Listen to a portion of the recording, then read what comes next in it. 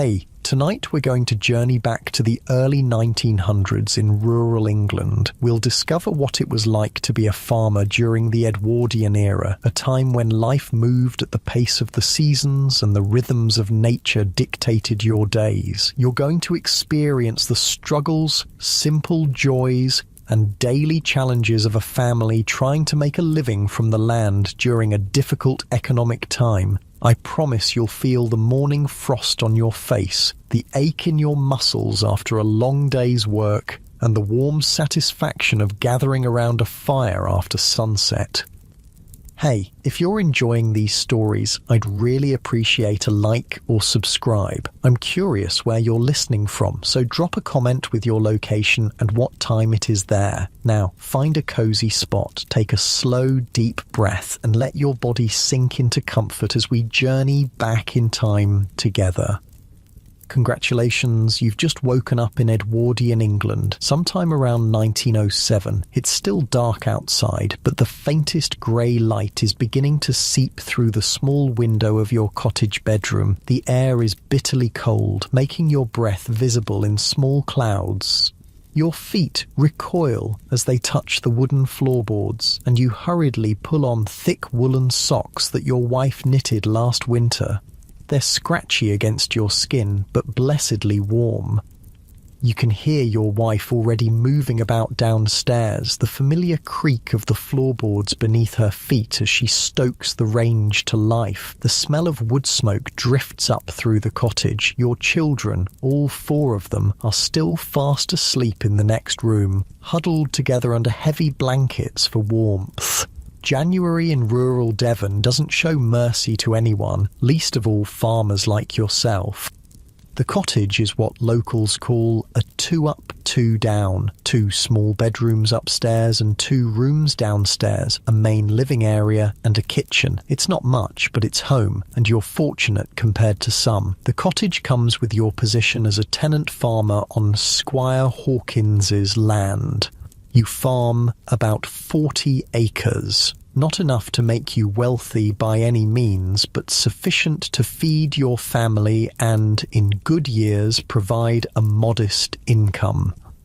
As you pull on your heavy cotton shirt, rough trousers and thick waistcoat, you think about the day ahead. The cows need milking, the horses need feeding, and there's a fence in the south field that won't repair itself. Your bones ache slightly from yesterday's labour, a constant companion in a farmer's life. Downstairs, your wife Emma has the range glowing hot now. Unlike the grand fireplaces in the manor house, your range is the heart of your home, a cast iron stove that provides heat, hot water and a cooking surface all in one. Emma is already preparing a hearty breakfast. You'll need the energy for the hours ahead. "Good morning," she says, not looking up from the pot of porridge she's stirring. "Sleep well?" "Well enough," you reply, rubbing your hands together near the range to warm them. "Though I swear that wind found every crack in the walls last night." Emma smiles softly. She looks tired, you notice. The winter has been long, and managing a household with 4 children while helping with farm chores has taken its toll. Her hands are red and chapped from washing clothes in cold water, and there are new lines around her eyes that weren't there last spring. "I've heated some water for you to wash," she says, nodding toward a basin on the table. The luxury of warm water to splash on your face and hands feels magnificent, the heat seeping into your skin and bringing life back to your numb fingers. The porridge is ready now, thick and steaming. Emma sprinkles a precious pinch of sugar over yours, a small extravagance. Sugar is expensive, and like many farming families, you're careful with money. The agricultural depression that began in the 1870s still casts a long shadow over British farming, even now in the early 1900s. Cheap grain from America and meat from Argentina have flooded the market, driving prices down. Many farmers you knew as a boy have abandoned their land, seeking work in towns and cities. But not you. This land, this life, is in your blood. As you eat, you discuss the day's work with Emma. Your oldest son, Thomas, now 12, will help with the animals before heading to the village school. At his age, you were already working full days on your father's farm, but education is more valued now, even for farmers' children. Your youngest little Mary is just 4 and will stay with Emma, while the middle 2 will also attend school after helping with morning chores. The porridge fills your belly with warmth that spreads through your limbs. Outside, the darkness is giving way to a pearly dawn light. It's time to head out to the barn.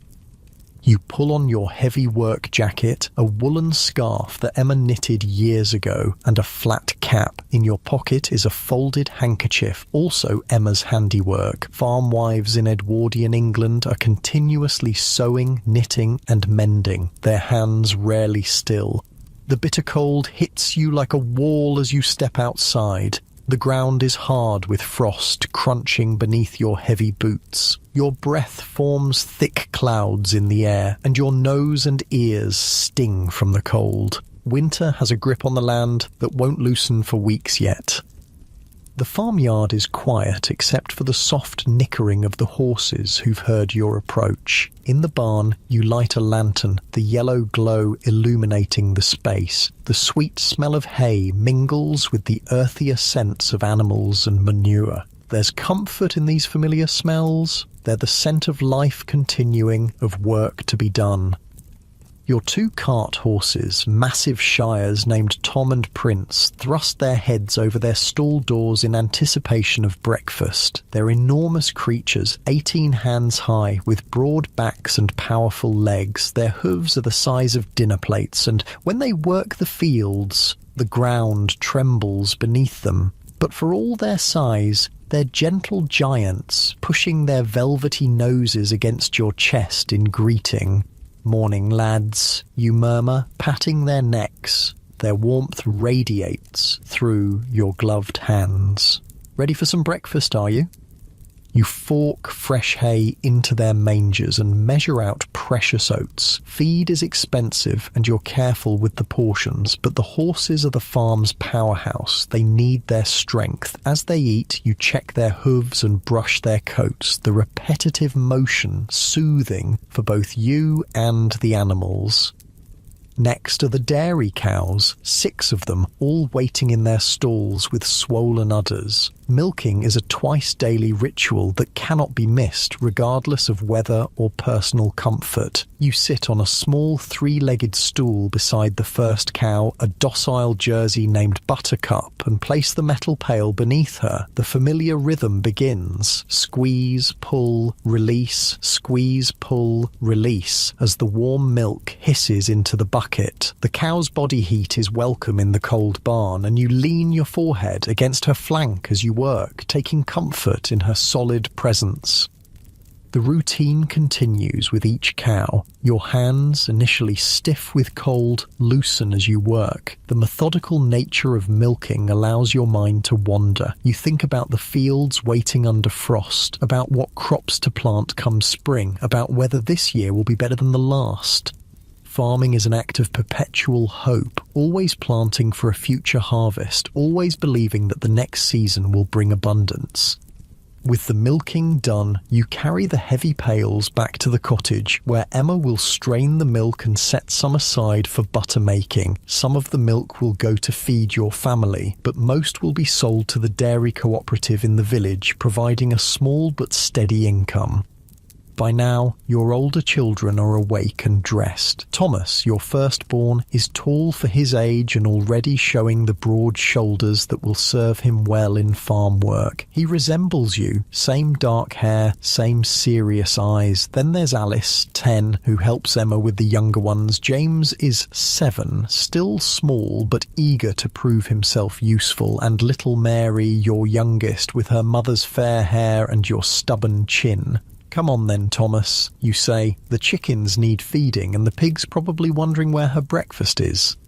Thomas pulls on his jacket and cap without complaint. He's a good lad, responsible beyond his years. You wonder sometimes if he resents the early morning chores that his friends from the village don't have to do, but he never says so.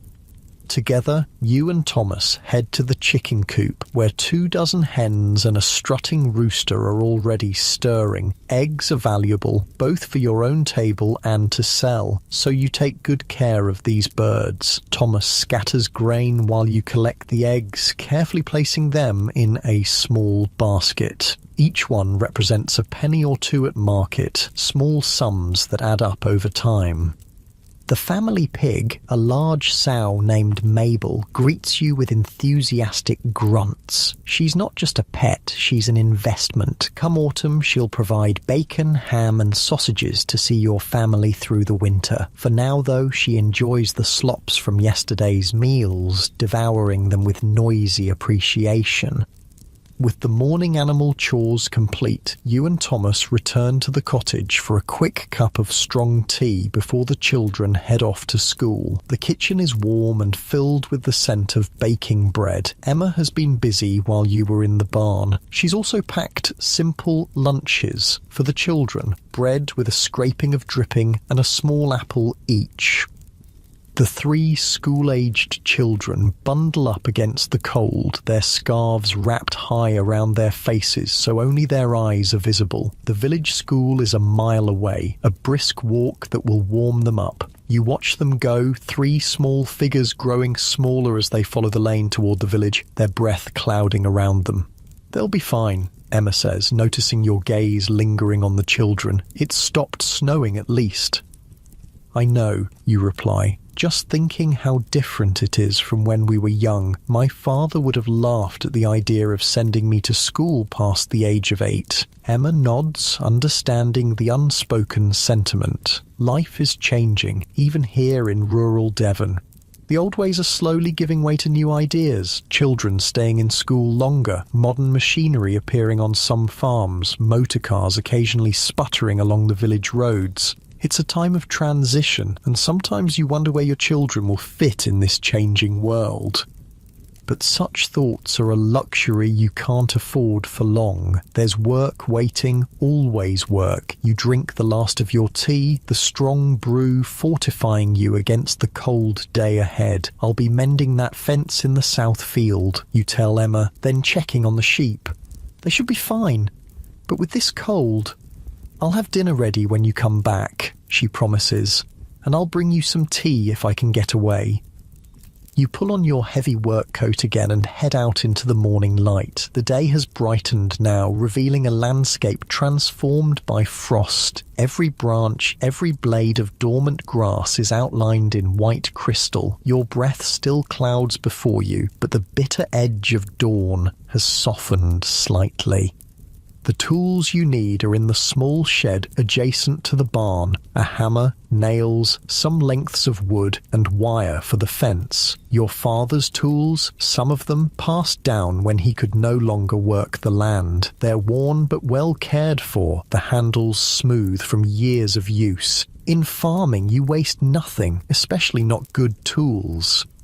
The south field is a 10-minute walk from the farmyard across a small stream now partially frozen. The damaged section of fence is easy to spot. 2 posts have rotted at their base and collapsed, allowing a gap large enough for sheep to wander through. With lambing season approaching in a few months, secure fencing is essential. You begin the labour of digging out the old posts, your spade striking the frozen ground with a dull thud. It's hard work, the kind that makes your muscles burn and sweat form under your layers despite the cold. But there's satisfaction in it too, in solving problems with your hands, in making broken things whole again. As you work, your mind settles into a peaceful rhythm. The physical labour allows your thoughts to drift, not in anxious circles, but in gentle contemplation. You think about your father teaching you this very task when you were Thomas's age, about how the land looks the same now as it did then, about how it will likely look the same when Thomas is a man with children of his own. This continuity is what you love about farming, even with all its hardships. There's a connection to those who worked this land before you and those who will work it after, in a world that seems to be changing faster every year, with factories and machines and new inventions appearing regularly The fundamental rhythms of farming remain largely unchanged. Sow, tend, harvest, rest, the cycle of seasons governing all.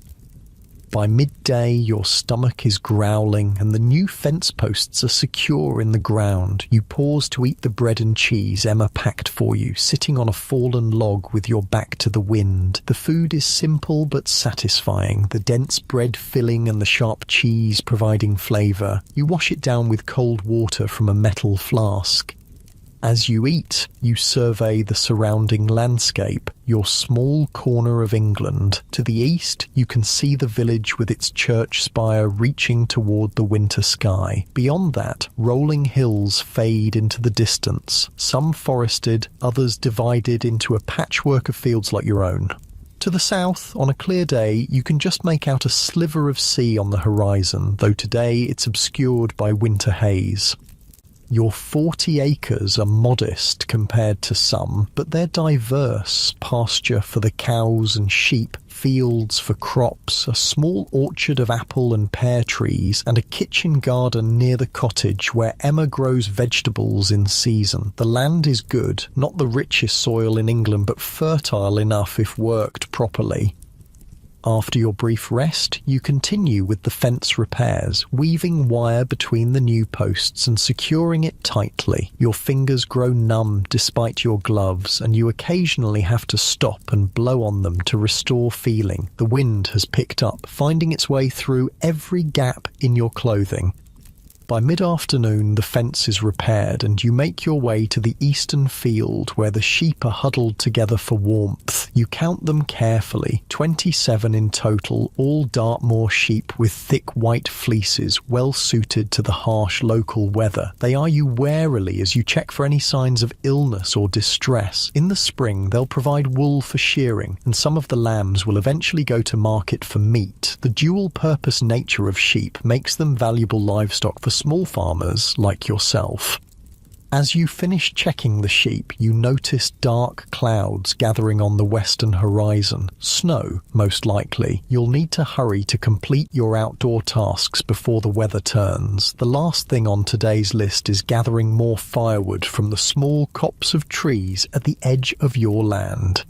The axe swings in a smooth arc, the satisfying thunk as it bites into wood, sending vibrations up your arms. Each stroke brings you closer to warmth for your family. The firewood will feed the range that heats your cottage and cooks your food. It's direct, tangible work with immediate purpose. No middlemen, no market fluctuations, just the straightforward equation of labour resulting in comfort.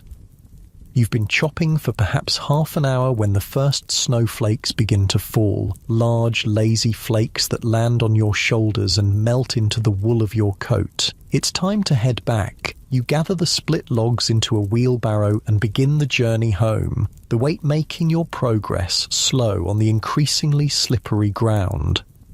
The snowfall thickens as you approach the cottage, the world growing quieter under its white blanket. There's a special stillness that comes with snow, a muffling of sounds that creates a sense of isolation, as if your farm is the only place that exists in the world.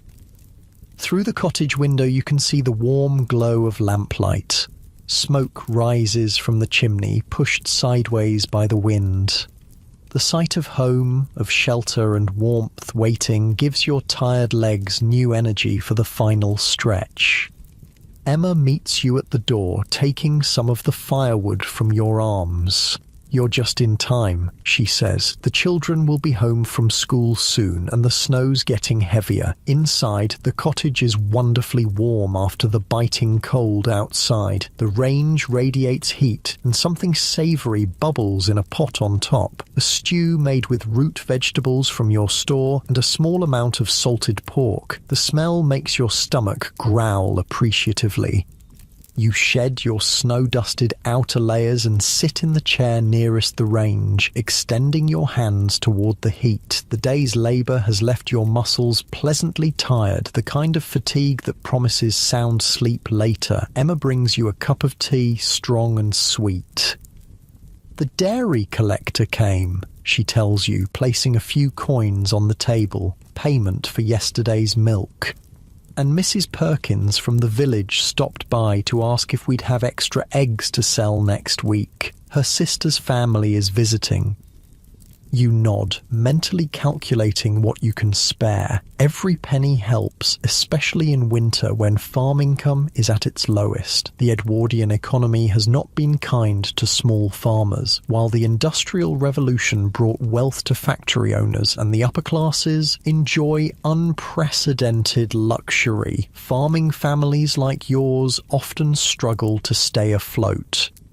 The sound of the door opening brings your attention back to the present. The children burst in, their cheeks red from cold, bringing a swirl of snowflakes with them. They chatter excitedly about their day at school, about the snow, about a bird's nest they spotted on the way home. Wash your hands, Emma instructs, and then you can have some bread and jam before your chores. This is the rhythm of your days, work punctuated by small moments of family togetherness. The children help with afternoon tasks. Thomas assists you with bringing in more firewood and checking on the animals one last time before dark, while Alice helps Emma with household chores. Even the younger ones have responsibilities. James feeds the chickens their evening grain, and little Mary sets the table for dinner, carefully placing each spoon just so. As darkness falls completely, the family gathers around the table for the main meal of the day. The stew is delicious, the vegetables tender and the broth rich. There's bread too, fresh baked by Emma, perfect for sopping up the last bits of gravy. You eat hungrily, replenishing the energy spent on physical labour throughout the day. Mealtime is when stories are shared. The children talk about school, what they learned, which friends they played with. Emma mentions village news picked up from Mrs. Perkins. You speak little, content to listen, but occasionally share observations about the livestock or the weather, things relevant to the farm's well-being. After dinner, there's a period of quiet activity before bed. Emma mends a tear in James's trousers while you carve a small wooden horse for Mary, adding to a collection of simple toys you've made over the years. Thomas reads from a book borrowed from the school library. He's the most scholarly of your children and devours any reading material he can find. Alice practices her knitting, her small fingers becoming more dexterous with each project.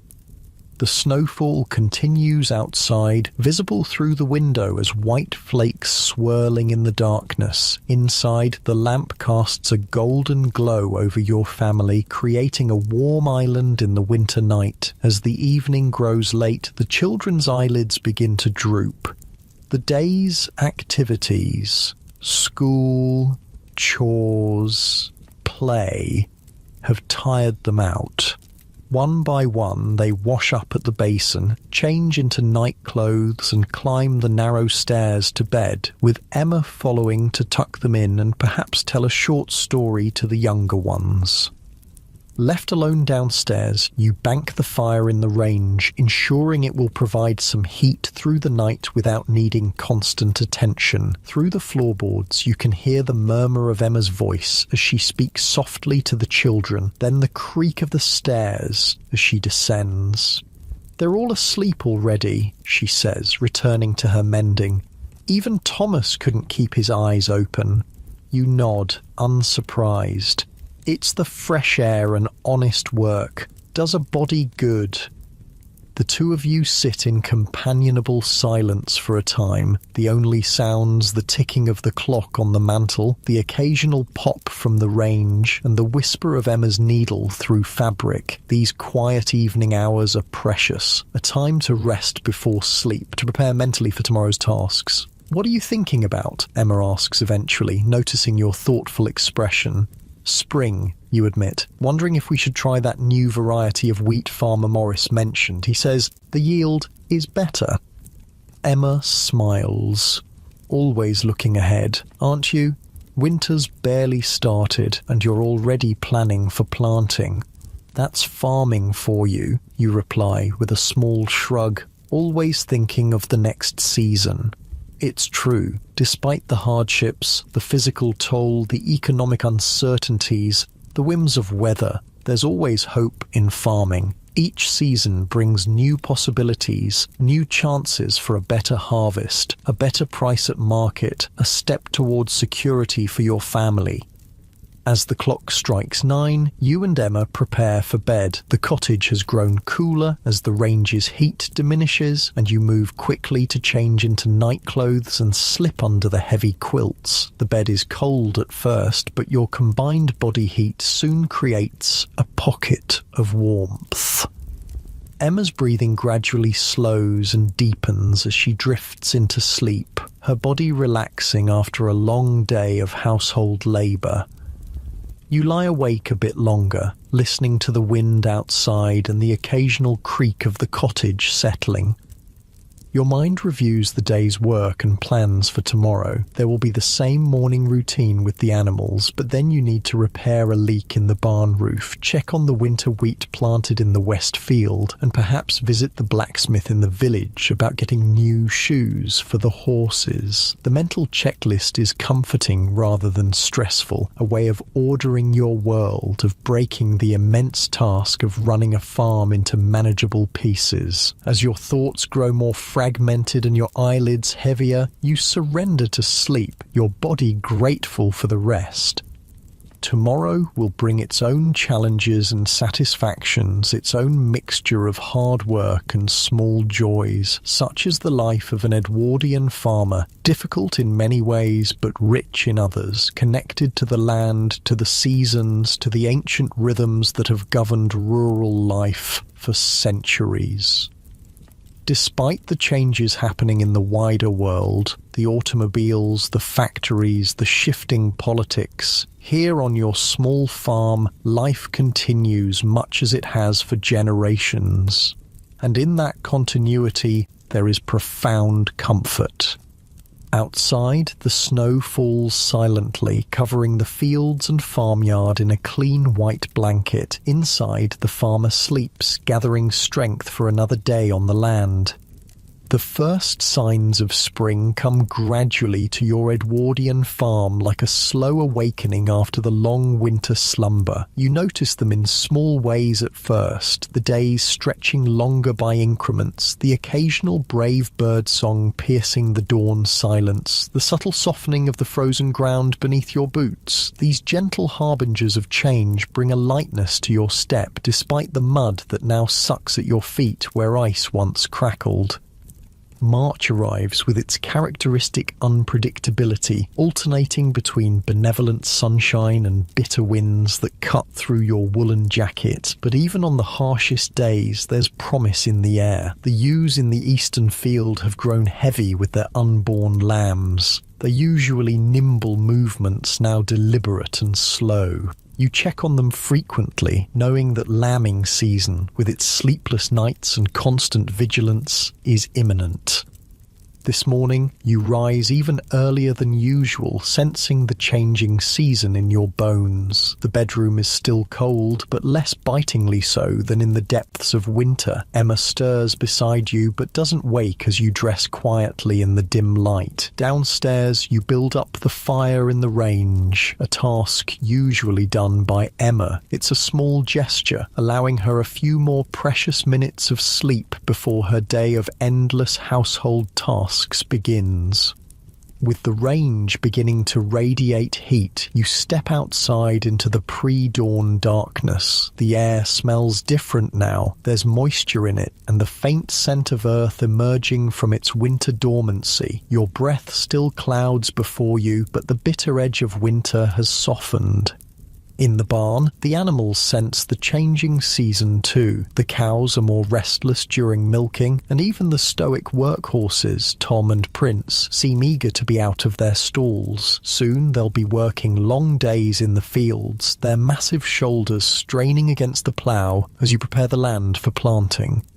As the milk hisses into the pail, creating rhythmic patterns in the frothy surface, you mentally catalogue the tasks awaiting you in the coming weeks. There's the ploughing to be done, the seed to be sown, fences to be checked after winter damage, the vegetable garden to be turned over, fruit trees to be pruned. Spring on a farm means endless work, but it's work filled with purpose and hope, each task an investment in future harvests. By the time you return to the cottage with the morning's milk, the household is awake. The children move about with sleepy faces as Emma prepares porridge, the steam rising from the pot creating a small cloud in the kitchen. Thomas is already dressed for his morning chores, while Alice helps little Mary button her dress. James sits at the table, his school slate before him, as he practices his letters one last time before breakfast. "Good morning," Emma says, accepting the pails of milk with a smile that doesn't quite hide the shadows of fatigue beneath her eyes. Winter is hard on everyone, but perhaps especially on farm wives who must maintain a household with limited resources while the world outside lies dormant. "I thought I'd take Thomas with me to check the ewes after breakfast," you tell her, warming your hands around the mug of tea she hands you. "There's a few looking ready to drop their lambs any day now." Emma nods, understanding the implications. Lambing means disrupted nights, with you or Thomas making regular trips to the sheep field regardless of weather or hour. It means possibly bringing newborn lambs into the kitchen to warm by the range if they're born in poor conditions. It means all hands needed at odd moments to assist with difficult births. "I'll make sure we've clean cloths ready," she says, already mentally preparing, "and I'll keep water hot on the range."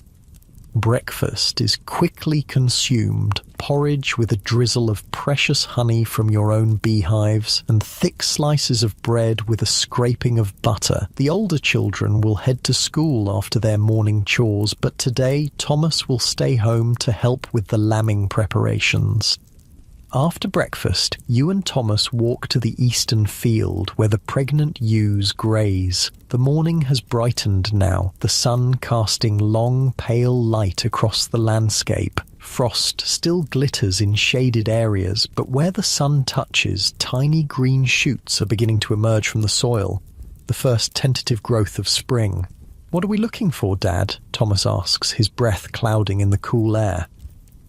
"Signs they're ready to lamb," you explain, pointing to a ewe who's separated herself from the flock. "See how she's off on her own? And she's restless, keeps pawing at the ground. She'll likely lamb today or tonight." Thomas nods, absorbing the knowledge. At 12, he's at an age where he's transitioning from child to worker, especially on a farm where every pair of hands is valuable. You feel a familiar mixture of pride and concern watching him, pride in his growing capability, concern that the hard life of farming is all that awaits him.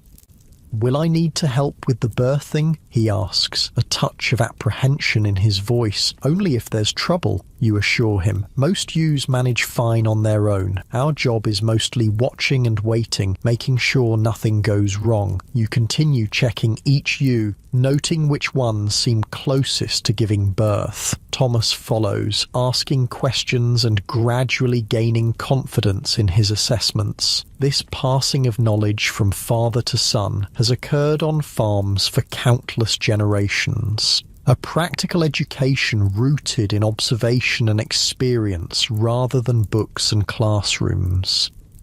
Back at the farm, there's a myriad of other tasks awaiting. While Thomas heads off to school with his siblings, having helped identify the ewes needing closest attention, you turn to preparing the land for spring planting. The fields that have lain fallow through winter now need the plough to turn the soil, breaking up the compacted earth and bringing nutrients to the surface. You lead Tom and Prince from their stalls, talking to them in low, soothing tones as you harness them to the plough. The leather harness is heavy in your hands, worn smooth from years of use. The horses stand patiently, their massive bodies radiating heat in the cool morning air, their breath forming small clouds around their velvety noses. "Ready for some real work, lads?" you ask, patting Prince's broad neck. The horse whickers softly in response, as if understanding that the easier days of winter are behind them. The weight of the plough handle in your hands is familiar, an extension of your body after years of use. As you guide the horses to the field's edge, you feel a sense of ceremony in this first ploughing of spring, a ritual that connects you to every farmer who has worked this land before.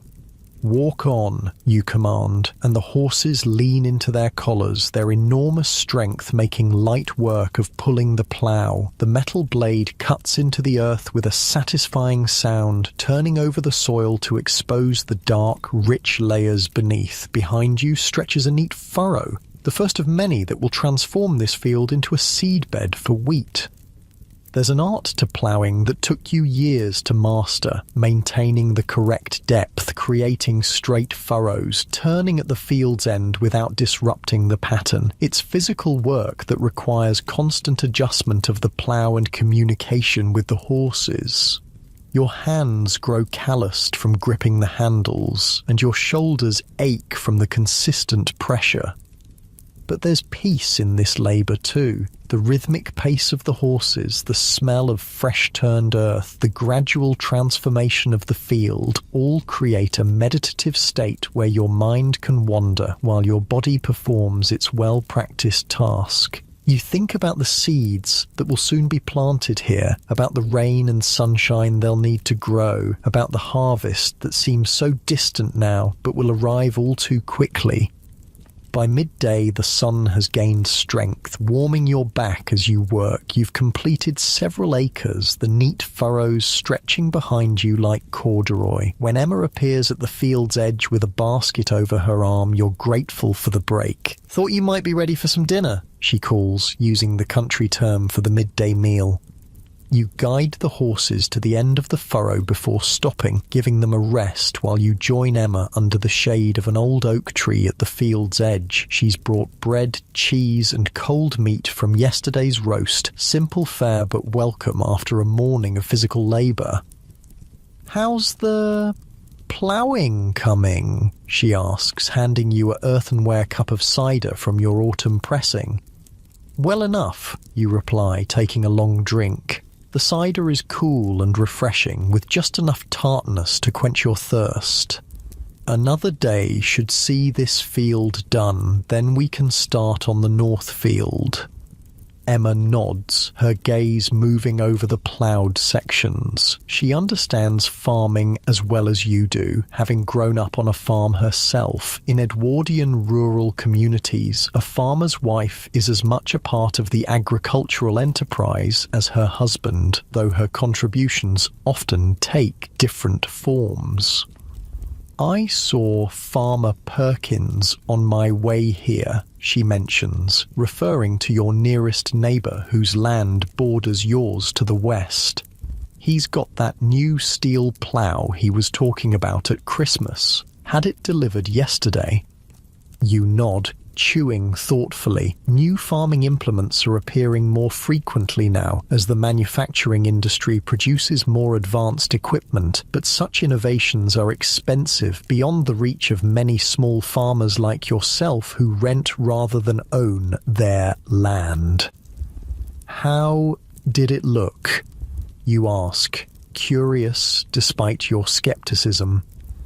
"Shiny," Emma says with a small smile. "Whether it works better than yours, I couldn't say, but George Perkins was proud as a peacock showing it off."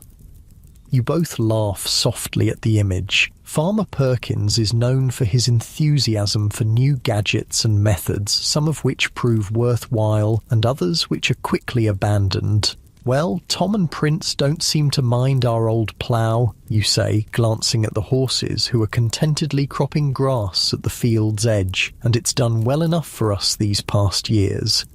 After eating, you return to the ploughing with renewed energy, while Emma heads back to the cottage to continue her own work, washing clothes, preparing vegetables for dinner, making butter from yesterday's cream, and the 100 other tasks that fill a farm wife's day. The afternoon passes in the steady rhythm of ploughing, the creak of harness leather, the soft grunts of the horses as they pull, the whisper of the blade through soil. The sun moves across the sky, casting your shadow long across the newly turned earth. As evening approaches, you unhitch the horses from the plough, their coats dark with sweat from the day's labour. They've worked well, and you reward them with extra oats when you return them to the barn. A good farmer takes care of his animals. They're not just livestock, but partners in the farm's success. With the horses settled, you turn your attention to the sheep again. In the eastern field, the ewe you noticed this morning has indeed separated herself further from the flock. Her sides heave with contractions, and she paws restlessly at the ground, preparing a spot for birth. You decide to bring her into the barn where you can better monitor her progress and assist if necessary. With Thomas's help, who has returned from school and immediately changed into his work clothes, you gently guide the labouring ewe into a clean stall bedded with fresh straw. "Should we stay with her?" Thomas asks, watching the animal with concern. "We'll check on her regularly," you tell him, "but ewes usually do better without too much fussing. Nature knows its business." Back at the cottage, the evening routine unfolds, washing up at the basin by the door, the family meal around the table, the sharing of the day's events. The younger children chatter about school and friends, while Emma describes her visit to the village where she traded eggs for thread at the general store and heard the latest local news. Mrs. Collins says there's to be a spring fair in the village on Easter Monday, she tells you, as she serves a stew rich with root vegetables from your winter store, with competitions for best livestock and produce. The children immediately begin talking excitedly about the fair, the games, the food, the chance to see friends and neighbours in a festive setting. Rural social life centres around such community events, providing rare opportunities for recreation and connection beyond the daily work of farming. "Can we enter our lambs, Dad?" James asks eagerly.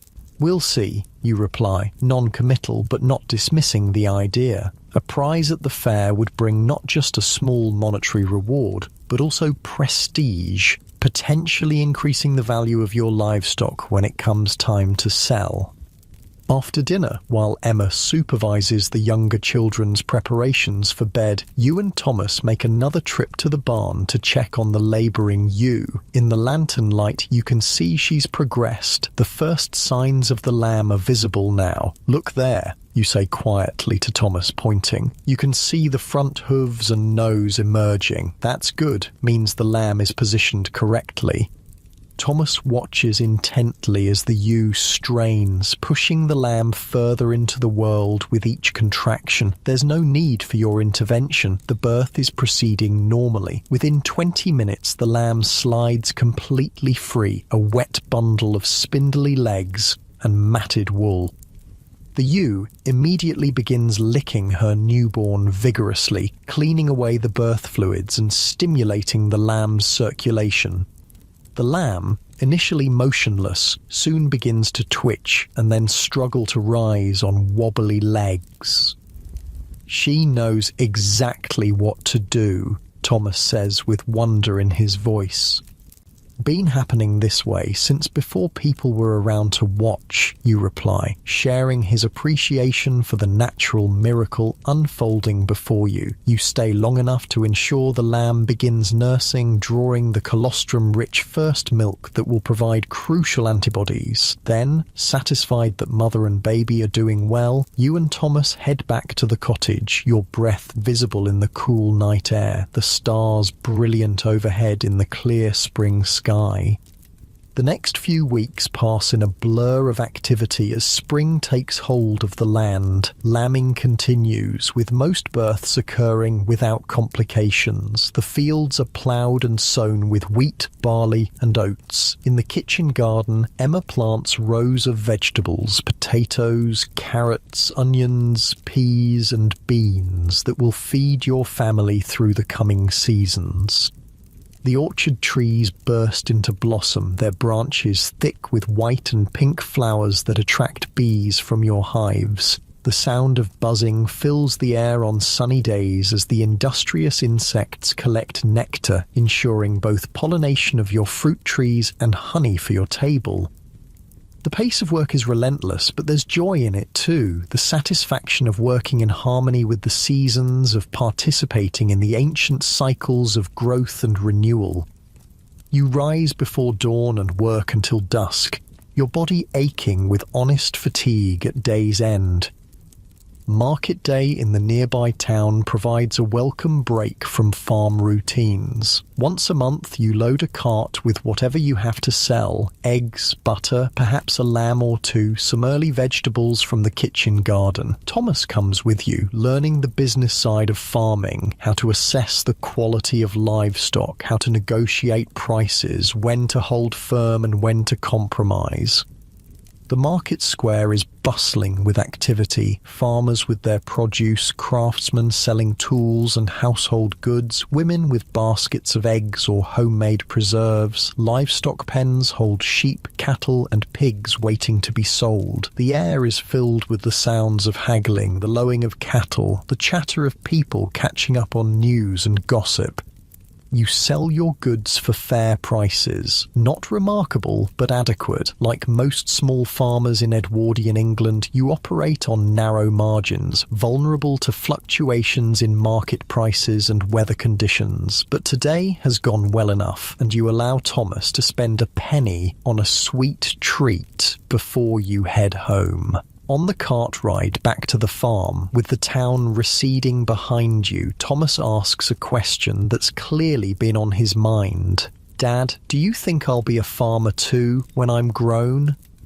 The question gives you pause. Farming is what you know, what your father taught you as his father taught him. But times are changing, and you're aware that many young people are leaving rural areas for opportunities in towns and cities. Factories offer steady wages without the uncertainties of farming. Offices need clerks who can read and write well, skills that Thomas is developing at school. "Do you want to be a farmer?" you ask, instead of answering directly. Thomas is quiet for a moment, considering. "I like working with the animals," he says finally, "and I like being outside instead of shut up in a classroom all day, but schoolmaster says I have a good head for figures, that I could find work in a bank or an office if I keep at my studies." You nod, feeling a mixture of pride in his abilities and a twinge of sadness at the thought of him leaving the farm. "You've time yet to decide," you tell him, "and whatever you choose, your mother and I will support you." As April gives way to May, the landscape transforms completely. What was barren and dormant just weeks ago now teems with life and colour. The fields are carpeted with new growth, the hedgerows dense with foliage and wildflowers. Lambs frolic in the pastures, their white coats bright against the green grass. The workday starts even earlier now, with the sun rising before 5 o'clock and extends late into the evening. You and Emma work side by side in the kitchen garden, weeding between rows of emerging vegetable shoots. The soil is warm beneath your fingers, alive with worms and beetles that contribute to its fertility.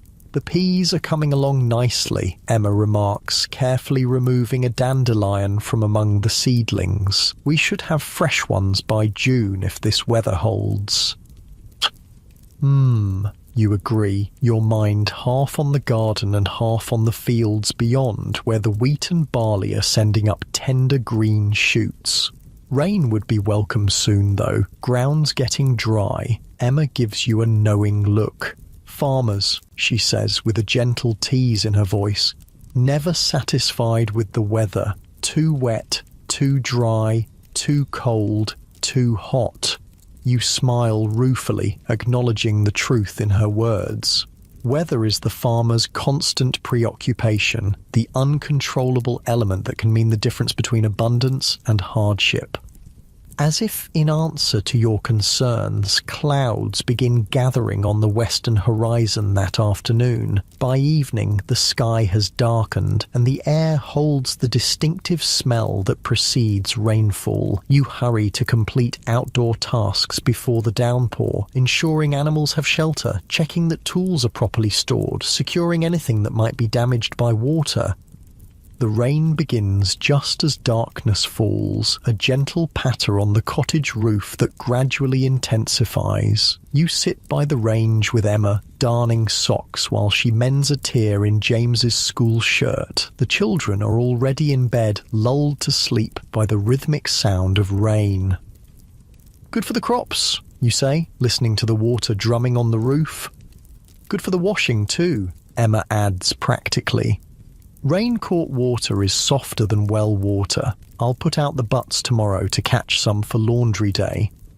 This is how decisions are made on your farm, a constant assessment of conditions, adjusting plans to work with rather than against the elements. There's wisdom in this flexibility, this willingness to bend with circumstances rather than break against them. The rain continues through the night and into the next day, a steady, soaking downpour that replenishes the soil without causing flooding. You use the wet day for indoor tasks, repairing harnesses, sharpening tools, sorting through seed packets for the next round of planting.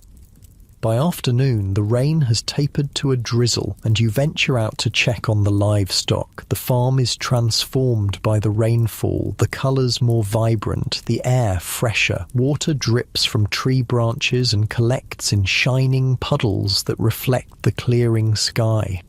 In the sheep pasture, the lambs seem unperturbed by the dampness, still engaging in their playful jumping and racing. They've grown quickly in just a few weeks, their bodies becoming less fragile, more substantial. By summer's end, some will be ready for market, a thought you push aside for now, focusing instead on their current health and vitality. The vegetable garden has responded well to the rain, the plants standing taller and greener than before. Emma's careful rows of carrots, onions and lettuces glisten with water droplets, promising future harvests for your table. In the fields, the grain crops have also benefited, the young plants drinking deeply of the moisture that will fuel their growth. As you complete your rounds of the farm, checking that all is well after the rainfall, you feel a deep satisfaction that transcends the constant challenges of farming life. This land, these 40 acres that you work but do not own, has become an extension of yourself, responding to your care and attention.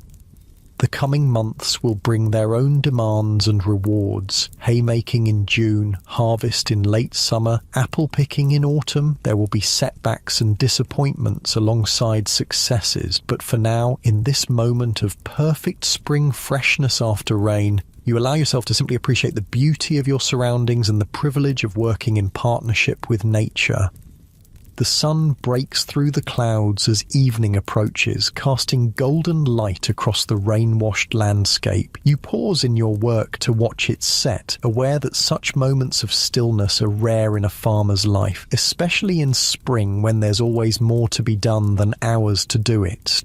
As darkness falls, you make your way back to the cottage where lamplight glows in the windows, where Emma and the children wait, where a simple meal and dry clothes and conversation about the day's events will round out another day on your Edwardian farm. The challenges of agricultural life in a changing economy remain. The competition from foreign imports, the rising costs, the uncertain future. But for now, there is this: land and sky, family and home, the ancient rhythms of rural life continuing despite the march of progress beyond your fields.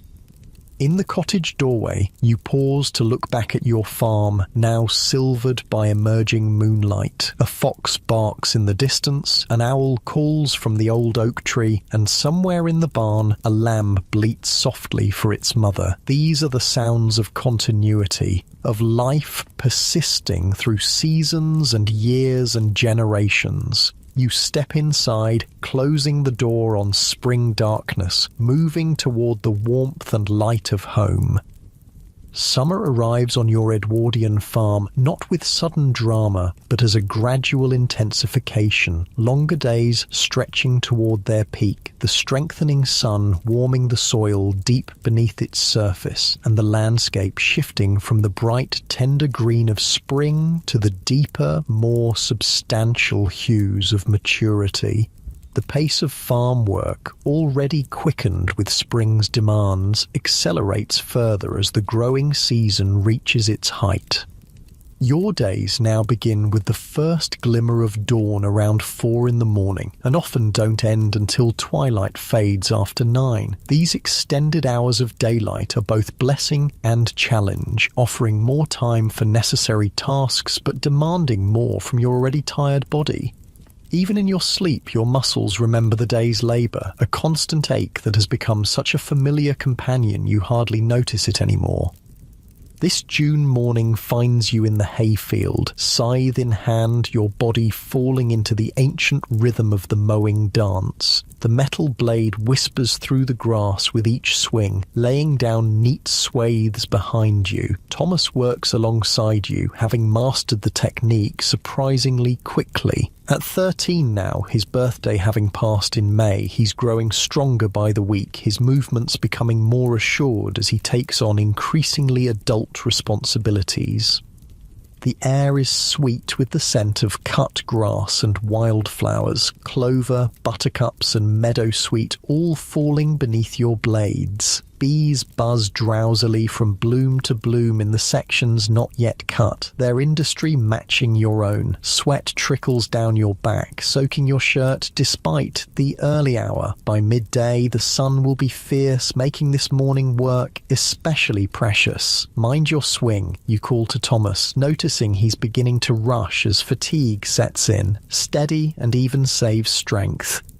He nods, adjusting his pace, finding again the rhythm that makes this demanding work sustainable. Haymaking is crucial to your farm's survival. The dried grass will feed your livestock through the coming winter. A poor hay harvest means purchasing expensive feed later, or worse, having to sell animals you'd rather keep. In the distance, you can see your neighbours, the Perkins family, at work in their own hayfield. Their farm is larger than yours, and George Perkins has invested in a horse-drawn mowing machine, a recent innovation that allows him to cut his hay much faster than you can with scythes. The mechanical clatter carries across the fields, a sound both intriguing and slightly threatening to your traditional methods. Perkins's machine is quick, Thomas observes, pausing to wipe sweat from his brow with his sleeve. Aye, it is, you acknowledge, but expensive too, and it doesn't do well on the sloped sections where we're working now. You don't mention your deeper concerns, that such machines represent a future where smaller farms like yours, unable to afford mechanization, might be left behind. Already, the agricultural depression that began in the 1870s has forced many small farmers to abandon their land. Those who remain walk a precarious line between tradition and the pressure to modernize. By mid-morning, Emma and the younger children arrive with refreshments, a stone bottle of cool cider, bread and cheese, and a few early strawberries from the kitchen garden. This brief rest is welcome, a chance to ease the strain in your back and arms before continuing. The field's looking good, Emma says, surveying the cut sections where the grass is already beginning to dry in the sunshine. Weather should hold for drying, according to old Tom at the post office. He says his rheumatism tells him we've 3 clear days ahead. You smile at this traditional forecasting method, though you've noticed old Tom's predictions are often as reliable as the more scientific approaches. In farming, weather law and careful observation of natural signs remain valuable tools alongside newer knowledge. After your brief refreshment, the work continues. Alice and James, home from school for the summer now, join in the labour, using wooden rakes to spread the cut grass more evenly for drying. Even little Mary, now 5, does her part, carrying water to the workers and helping Emma prepare the midday meal that will be brought to the field. The rhythmic nature of haymaking, the swinging of scythes, the turning of hay with rakes, the gathering into piles, creates a meditative state where conversation flows easily despite the physical exertion. Thomas tells you about a book he's borrowed from the schoolmaster, a novel about adventure in foreign lands. James recounts village gossip picked up from his friends. You share stories from your own youth, of haymaking with your father, and the changes you've seen in farming methods over the decades. This oral tradition, knowledge and experience passed through conversation during shared work, has been the way of agricultural communities for centuries, yet you're aware that this too is changing. Printed farming journals now circulate with new scientific approaches to agriculture. The schoolmaster encourages bright village children like Thomas to look beyond the farm for their futures. The continuity you once took for granted feels increasingly uncertain. By evening, a significant portion of the hayfield has been cut, the grass laid out in even rows to dry in tomorrow's sunshine. Your arms ache from the repetitive motion of the scythe, and your shirt is stiff with dried sweat, but there's satisfaction in looking back at the day's progress, at the tangible results of your labour. The walk home is quiet, your family too tired for much conversation. The setting sun casts long shadows across the landscape, turning the remaining standing hay to gold and the cut sections to silver. Swallows dart above the fields, catching insects in the evening air, their aerial acrobatics, a reminder of the natural world's grace that surrounds your working life. Supper is a simple affair, vegetable soup with dumplings and bread still warm from Emma's baking. Despite your exhaustion, you eat heartily, replenishing the energy spent during the day's work. The children, usually lively at mealtimes, are subdued tonight, the physical demands of haymaking having drained their usual exuberance. Early to bed, Emma announces, seeing eyelids beginning to droop around the table. Tomorrow will be another long day. No one protests, not even Thomas, who has recently begun to assert his approaching adulthood in small acts of independence. Tonight, the wisdom of adequate rest before hard labour is self-evident. Sleep comes quickly, your body surrendering to fatigue as soon as your head touches the pillow. Yet, even in slumber, your farmer's mind remains partly alert, attuned to the possibility of weather changes that might threaten the cut hay lying vulnerable in the fields. The next 3 days follow a similar pattern, rising with the dawn, working through the long daylight hours, falling into exhausted sleep at day's end. The weather holds, allowing the cut hay to dry thoroughly. On the 4th day, you begin the process of gathering it into haystacks, creating the distinctive conical shapes that will dot your fields until the hay is needed in winter. Building a proper haystack is an art form requiring both experience and precision. The hay must be stacked around a central pole, gradually tapering upward to shed rain. Each forkful must be placed just so, creating a structure that will remain stable through autumn storms and winter snow. Thomas and James work alongside you, passing pitchforks of dried grass up to where you stand on the growing stack, carefully arranging each addition. "Pack it tighter there," you instruct Thomas, pointing to a section that seems too loose. "Remember, we want it to shed water, not catch it." The smell of the dried hay is intoxicating, sweet and earthy and reminiscent of sunshine. It clings to your clothing and skin, a pleasant aroma that will linger for days. Bees and butterflies occasionally emerge from the hay as you disturb their temporary resting places, buzzing or fluttering away in search of new shelters. By sunset, 3 substantial haystacks stand in your field, representing security for the coming winter. There's more hay to be cut and dried in the days ahead, but this first successful gathering feels like a significant achievement. As your family walks back to the cottage in the fading light, there's a collective sense of accomplishment despite the bone-deep weariness.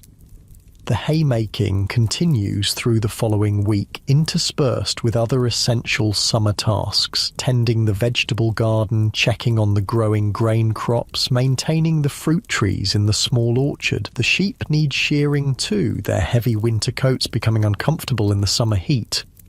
Shearing day brings its own rhythms and traditions. You set up in the barnyard with Thomas and James helping to catch and bring each sheep to where you sit with the hand shears. It's skilled work that you learned from your father, requiring both strength and delicacy, removing the wool in one continuous fleece without nicking the sheep's skin.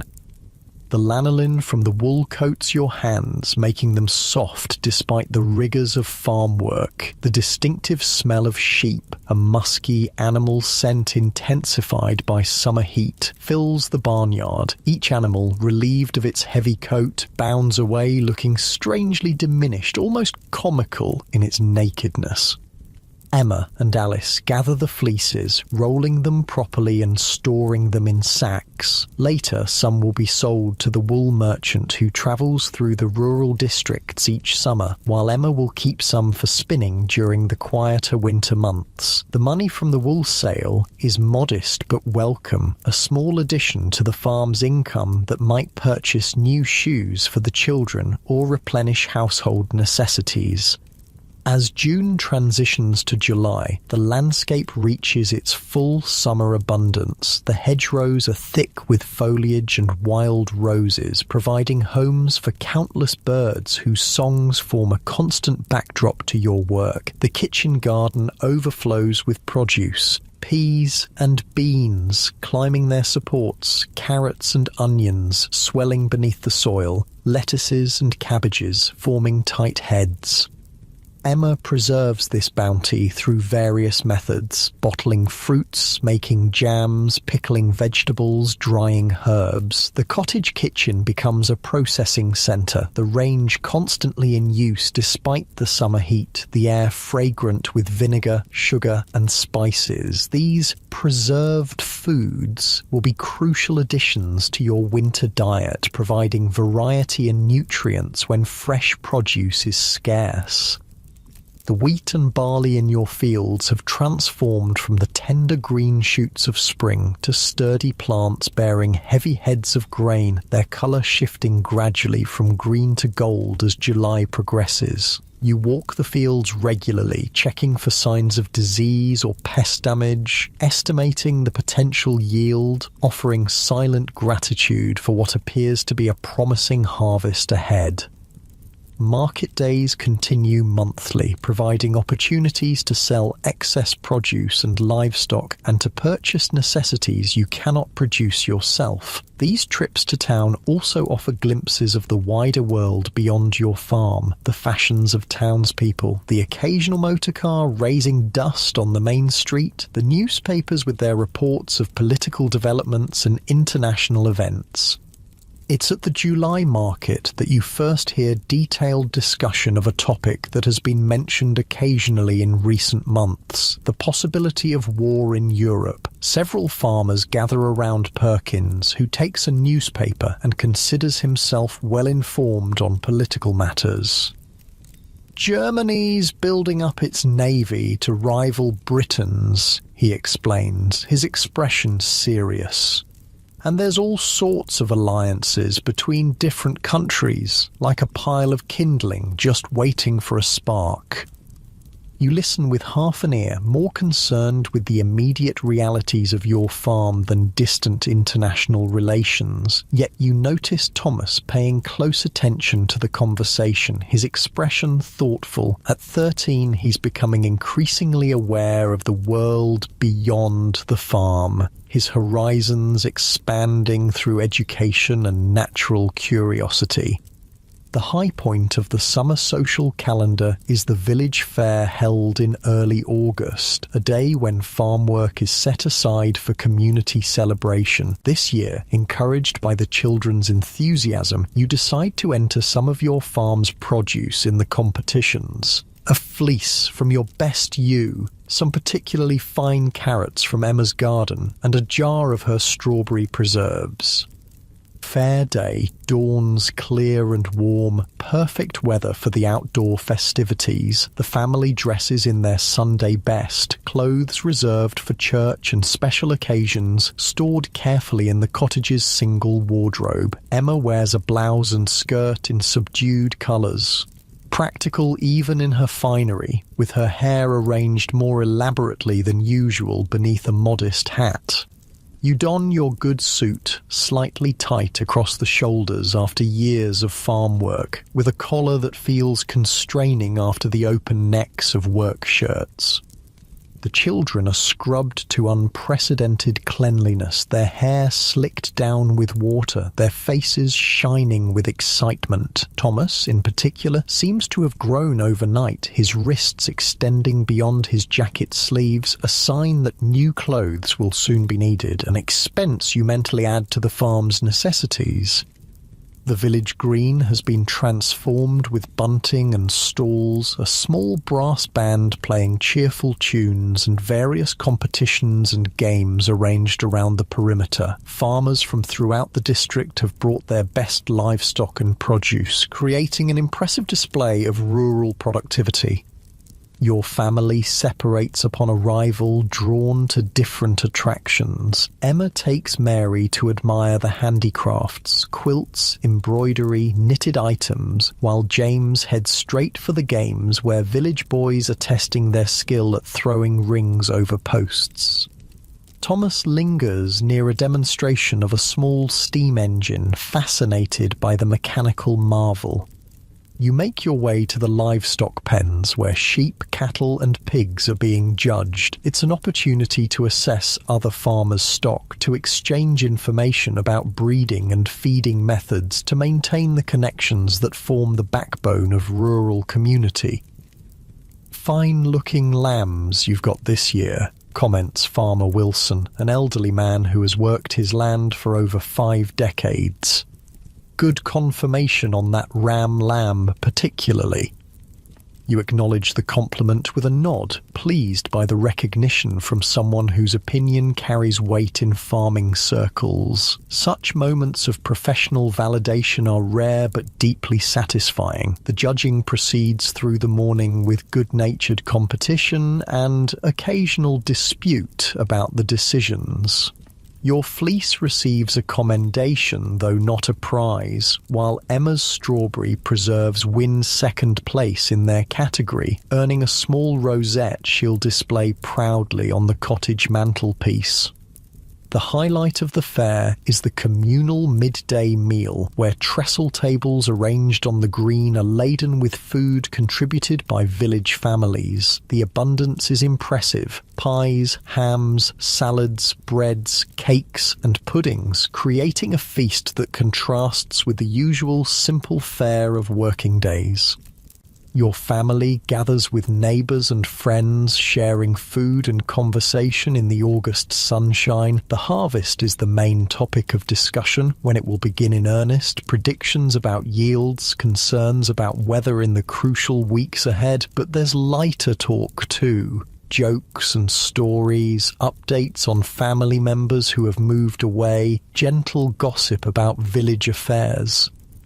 This sense of community, of belonging to a place and its people, is one of the compensations for the hardships of rural life. Despite the economic challenges facing small farmers, despite the uncertainties of agriculture in a changing world, there remains this foundation of shared experience and mutual support.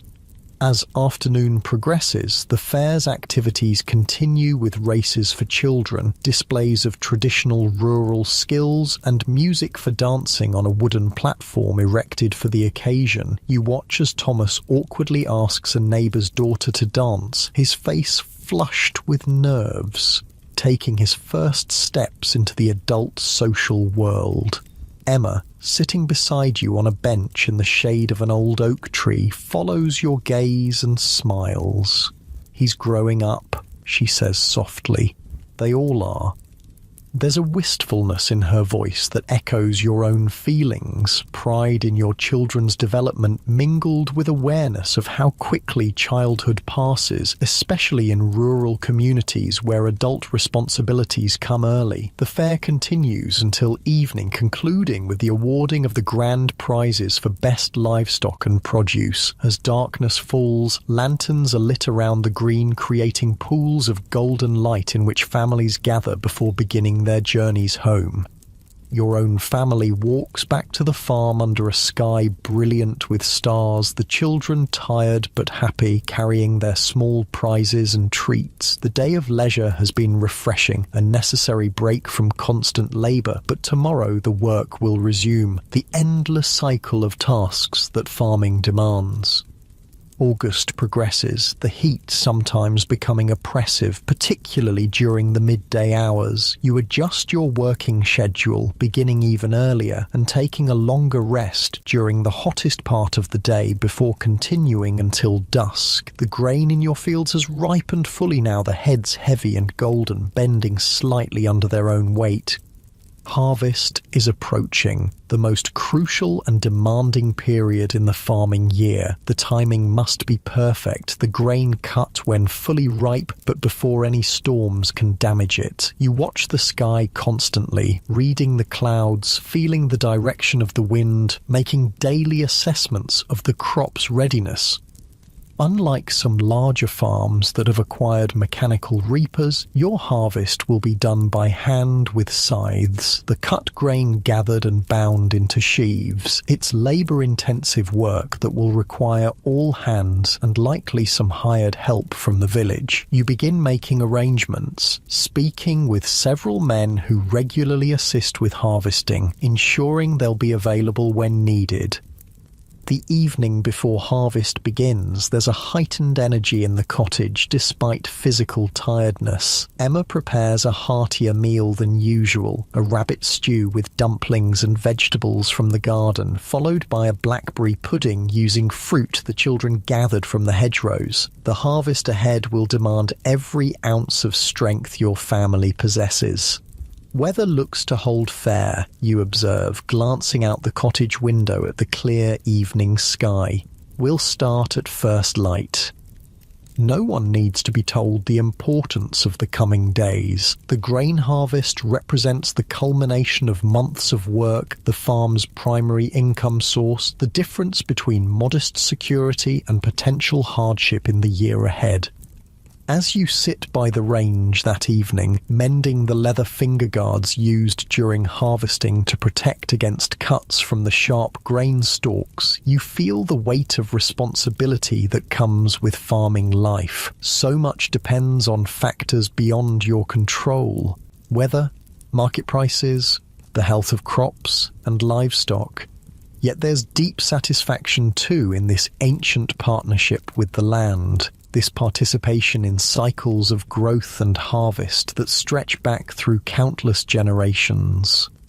Outside, the first crickets of evening begin their rhythmic song. A gentle breeze stirs the curtains at the open window, carrying the scent of ripened grain and summer flowers. Tomorrow will bring intense labour, but tonight there is this moment of anticipation, of readiness, of connection to the timeless patterns of agricultural life. You complete the mending and set the leather guards aside, ready for morning use. Emma has finished her preparations too. Food packed for midday refreshment in the fields, water bottles filled, extra bandages ready for inevitable small injuries. The children have already gone up to bed, needing rest before the demanding days ahead. You and Emma sit quietly together for a few moments, enjoying the rare stillness, the brief interlude between the labours of cultivation and the intensity of harvest. It's been a good summer, Emma says softly, her hands finally still in her lap after a day of constant activity. It has, you agree, thinking of the healthy livestock, the productive garden, the promising grain crops waiting to be harvested. We've been fortunate. In this acknowledgement lies a farmer's perpetual awareness that good fortune can change quickly, that next year might bring drought or disease or falling prices, but there's no point dwelling on potential difficulties. For now, there is this, the satisfaction of a summer well worked, the anticipation of harvest, the gentle companionship of decades shared with the woman beside you. As you bank the fire for the night and prepare for bed, you take a moment to step outside into the darkness. The night air is cooler now, hinting at the autumn that will follow harvest. Stars crowd the sky above your farm, the same stars that have guided agricultural work since humans first began cultivating the land. Tomorrow the scythes will swing, the grain will fall, the great work of gathering will begin. But for this moment, standing in the stillness of a summer night, you simply exist in the perfect intersection of past, present, and future that farming represents, honouring ancient knowledge, attending to current needs, preparing always for seasons yet to come. With this thought, you return inside to rest, gathering strength for the harvest dawn. Harvest dawn arrives with a particular quality of light, golden, expectant, almost reverent. You rise in darkness, but by the time you step outside, the eastern sky has brightened to a luminous peach colour that gradually deepens to blue overhead. Dew lies heavy on the grass, soaking your boots as you cross the farmyard. The air is perfectly still, holding its breath for the momentous work ahead. The tools of harvest wait ready in the barn, scythes freshly sharpened, their blades gleaming, wooden rakes with smooth worn handles, canvas sheets for collecting grain, leather finger guards to protect against cuts. Your family gathers silently, everyone aware of the gravity of the day. Even little Mary, at 5, understands that harvest is different from ordinary farm work. It is the culmination of the year's efforts, the realization of hopes planted months ago. Thomas and James carry the scythes, while you shoulder a water barrel that will be positioned at the field's edge. Emma and Alice follow with baskets containing food for the day: bread, cheese, cold meat, apples, and bottles of home-brewed small beer, less potent than regular ale and suitable for quenching thirst during labour. The wheat field glows in the early light, the golden grain heads heavy with ripeness, occasionally stirring in the faintest breath of breeze. It's a beautiful sight, the physical manifestation of countless hours of ploughing, sowing, and tending. You pause at the field's edge, taking a moment to appreciate both the beauty and the bounty before the cutting begins. A good stand, observes Thomas, his eyes scanning the field with the evaluating gaze of a farmer rather than a boy. Heads are full. You nod agreement, feeling a surge of pride in both the crop and your son's developing agricultural judgment. Though still young, Thomas increasingly thinks like a farmer, noticing the details that determine success or failure in this demanding profession.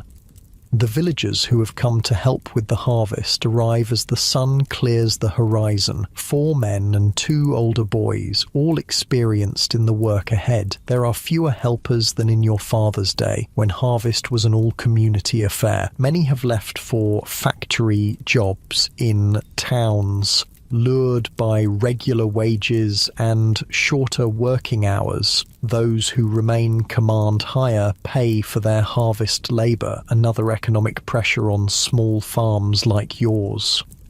Still, there's a certain ceremony to the beginning of harvest that harkens back through generations. The men nod respectfully as they approach, examining the crop with appreciative eyes. Greetings are exchanged, brief and to the point. This is not a day for lengthy conversation. The work itself will command all attention.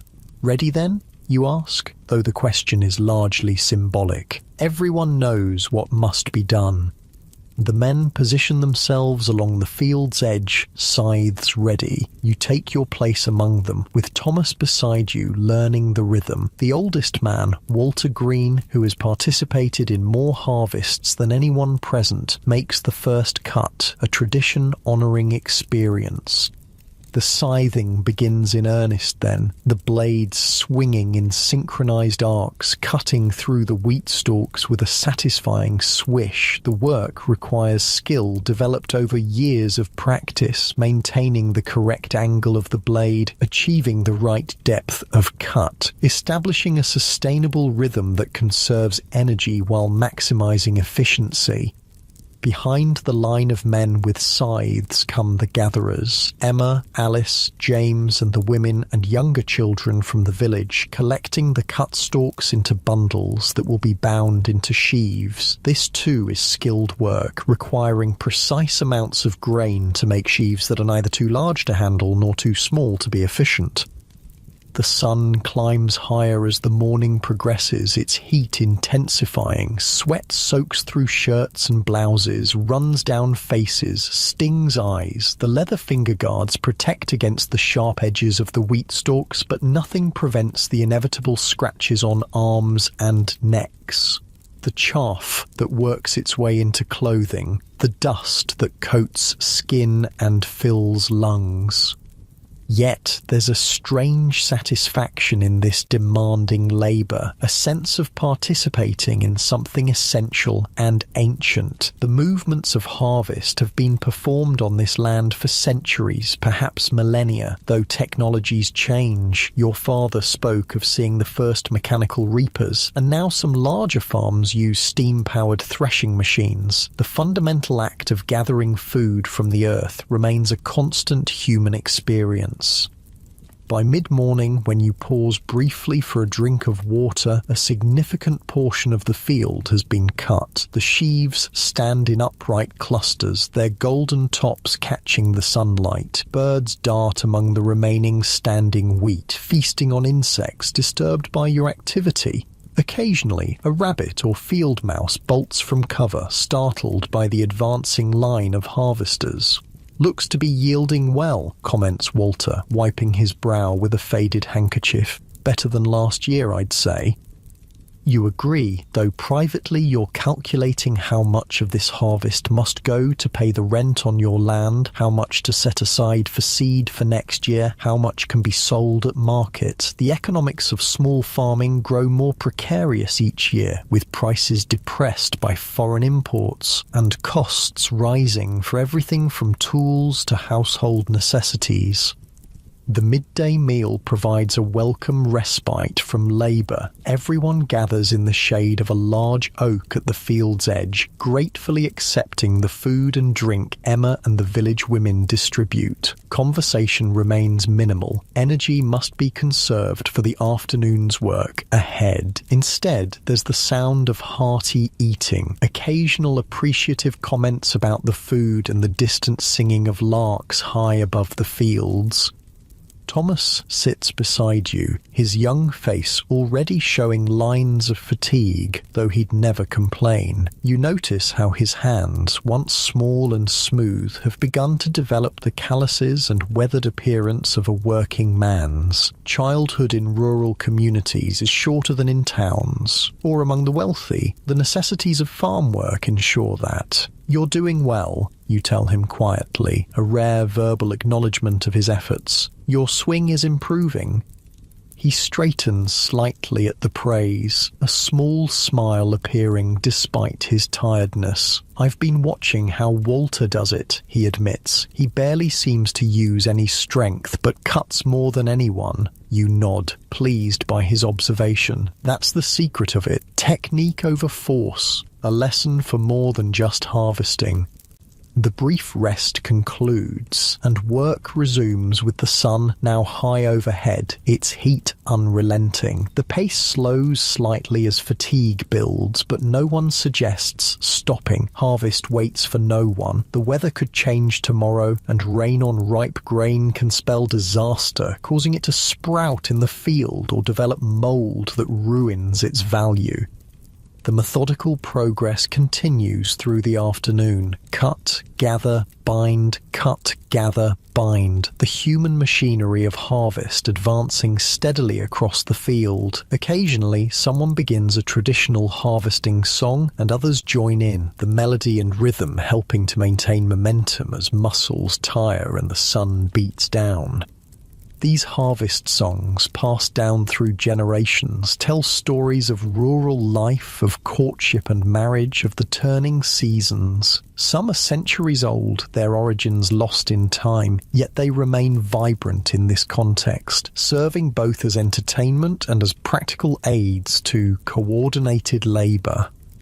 By evening, when the sun begins its descent, casting long shadows across the remaining uncut wheat, approximately half the field has been harvested. It's good progress, though another full day of work lies ahead. The sheaves stand in ordered rows like sentinels, testifying to the day's accomplishment. The workers gather their tools as dusk approaches, muscles aching, hands blistered despite calluses and protective guards. There's little conversation as the group walks back to the farm, fatigue having claimed all spare energy. Yet beneath the exhaustion runs a current of satisfaction. The first day of harvest completed successfully, the weather holding fair, the crop proving abundant. At the farmyard, water is drawn from the well for washing, a luxury particularly appreciated after a day of dust and chaff. The helpers from the village depart for their homes, planning to return at dawn. Your family makes its way to the cottage, where Emma has somehow found energy to prepare a hearty supper despite her own day of labour in the fields. "You should rest," you tell her, seeing the weariness in her face as she moves about the kitchen. She dismisses the suggestion with a small shake of her head. "There's hunger to attend to first," she says practically. "Rest comes later." The meal is simple but filling, a stew that's been simmering slowly all day, requiring minimal attention, and fresh bread baked early that morning before the harvest began. The children eat with unusual quietness, their normal chatter subdued by tiredness. Even Mary, who spent the day helping in small ways appropriate to her age, has dirt smudges on her face and drooping eyelids. After eating, there's only energy for essential preparations for the next day, checking tools, setting out clothes, ensuring water barrels are filled. By the time darkness falls completely, the entire household has surrendered to sleep, bodies recovering for tomorrow's continuation of the harvest.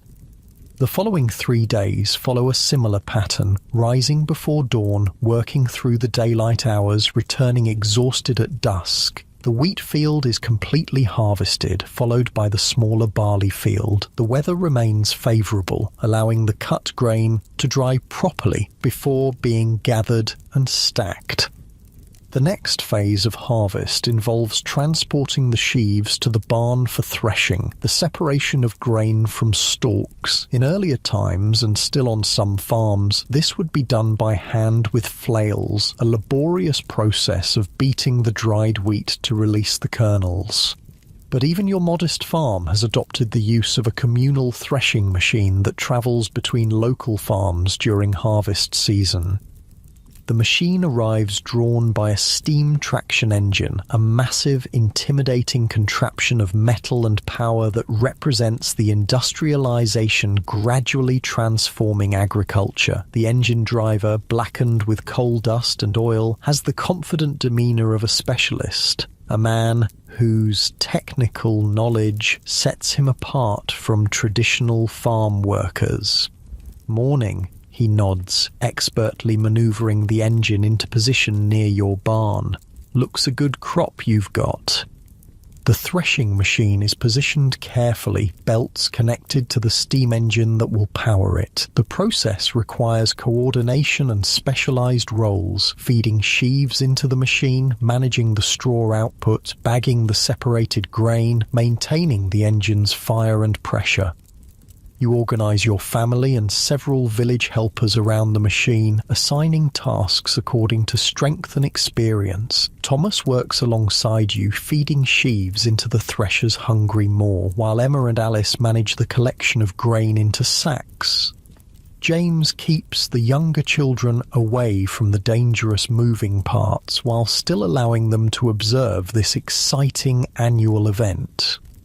The noise is tremendous once the machine begins operation. The hissing of steam, the clattering of metal mechanisms, the rumble of turning wheels and shafts. Conversation becomes impossible except through shouted fragments and hand gestures. The air fills with dust and chaff that coats everything and everyone, working its way into clothing, hair, even eyelashes, despite scarves tied over noses and mouths for protection.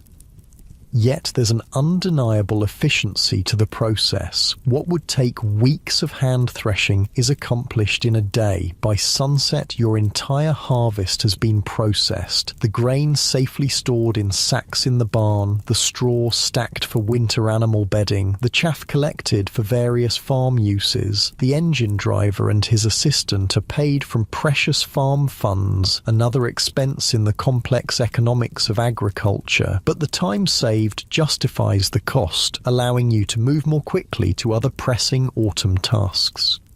After the intensity of grain harvest comes the gathering of orchard fruits, apples and pears from the small cluster of trees near the cottage. This is lighter work, but still time-sensitive, as windfalls must be collected promptly before they spoil, and the best fruit picked at perfect ripeness.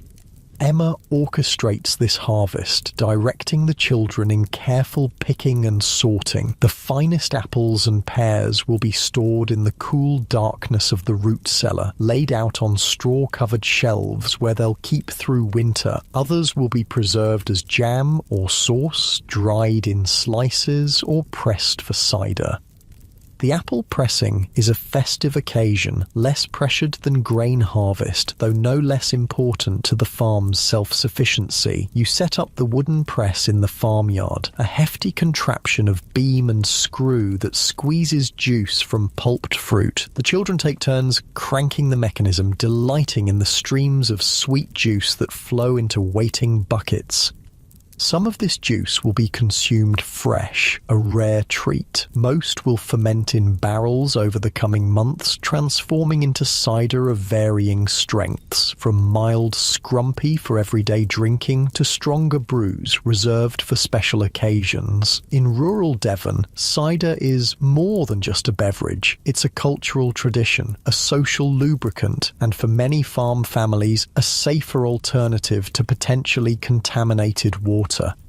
As September progresses toward October, the landscape begins its autumn transformation. The wheat and barley stubble in the harvested fields glows golden in the increasingly slanted sunlight. Hedgerows blaze with berries, sloes, blackberries, rosehips, hawthorn, providing food for birds and opportunities for foraging. Trees at the farm's boundaries show hints of yellow and red among their green leaves.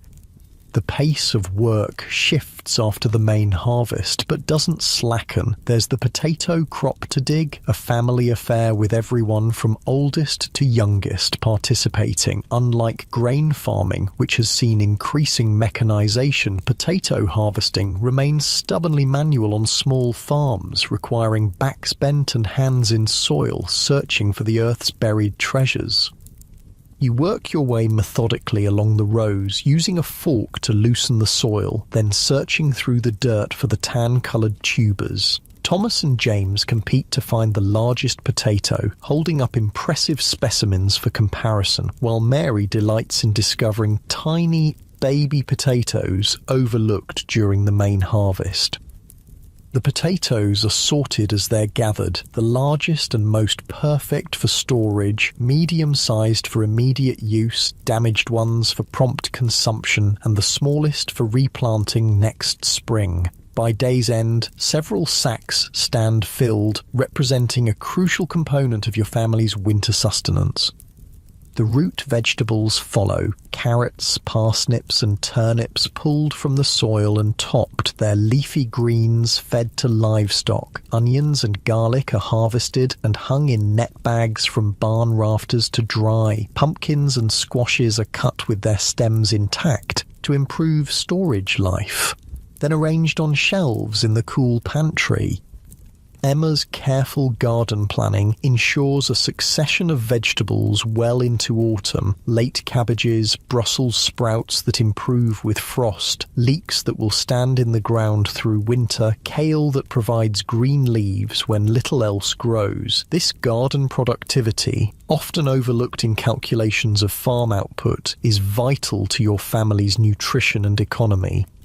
With the main harvests complete, attention turns to preparing the land for next year's crops. The wheat and barley fields must be ploughed again, turning under the stubble to decompose and enrich the soil. It's heavy work, guiding the plough behind Tom and Prince as they strain against the compacted earth. But there's satisfaction in the clean furrows left behind, in the earthy smell of freshly turned soil, in the resourceful rooks that follow the plough to feast on exposed worms and grubs. Thomas often works alongside you now, his school attendance becoming more sporadic as farm needs take precedence. The rural education authorities turn a blind eye to this seasonal truancy, understanding the economic necessities of farming families. Still, you ensure he attends school at least 2 days each week, aware that his future might require different skills than those you can teach him. October brings the first frosts, morning whiteness that melts by midday but signals the advancing season. The livestock must be prepared for winter. Decisions made about which animals to keep and which to sell, feeding regimes adjusted, shelters repaired before serious weather arrives. The annual cycle of farm life is reflected in the pig that was born last spring and has been fattened through summer and autumn. Now, with cold weather approaching, comes slaughtering time, a necessary process that provides meat for winter months. It's not a task you enjoy, but one performed with respect and efficiency, acknowledging the animal's contribution to your family's survival. Nothing is wasted, the blood collected for black pudding, the fat rendered into lard for cooking and soap making, the meat variously prepared as fresh cuts, sausages, bacon and ham. Emma manages this complex transformation, her knowledge of preservation techniques ensuring the meat will last through winter and beyond. The slaughtering and meat processing draws neighbouring families who help with the work in exchange for small portions of the results. This reciprocal assistance is part of rural community life. Today you help with a neighbour's pig, tomorrow they'll assist with yours. In a cash-poor economy, such exchanges of labour and goods remain essential to survival. As October yields to November, the farm's focus increasingly turns inward. Fields lie fallow or contain overwintering crops that need minimal attention. Livestock require regular feeding and monitoring, but less active management than during spring and summer. The shortened days limit outdoor work hours, creating space for indoor tasks postponed during busier seasons. The cottage becomes a centre of activity, repairs to tools and equipment, mending of clothes and household linens, construction or improvement of necessary items from furniture to baskets. Your skills as a woodworker, developed through years of necessity, find expression in the creation of a new chair to replace one that collapsed under the weight of a harvest worker.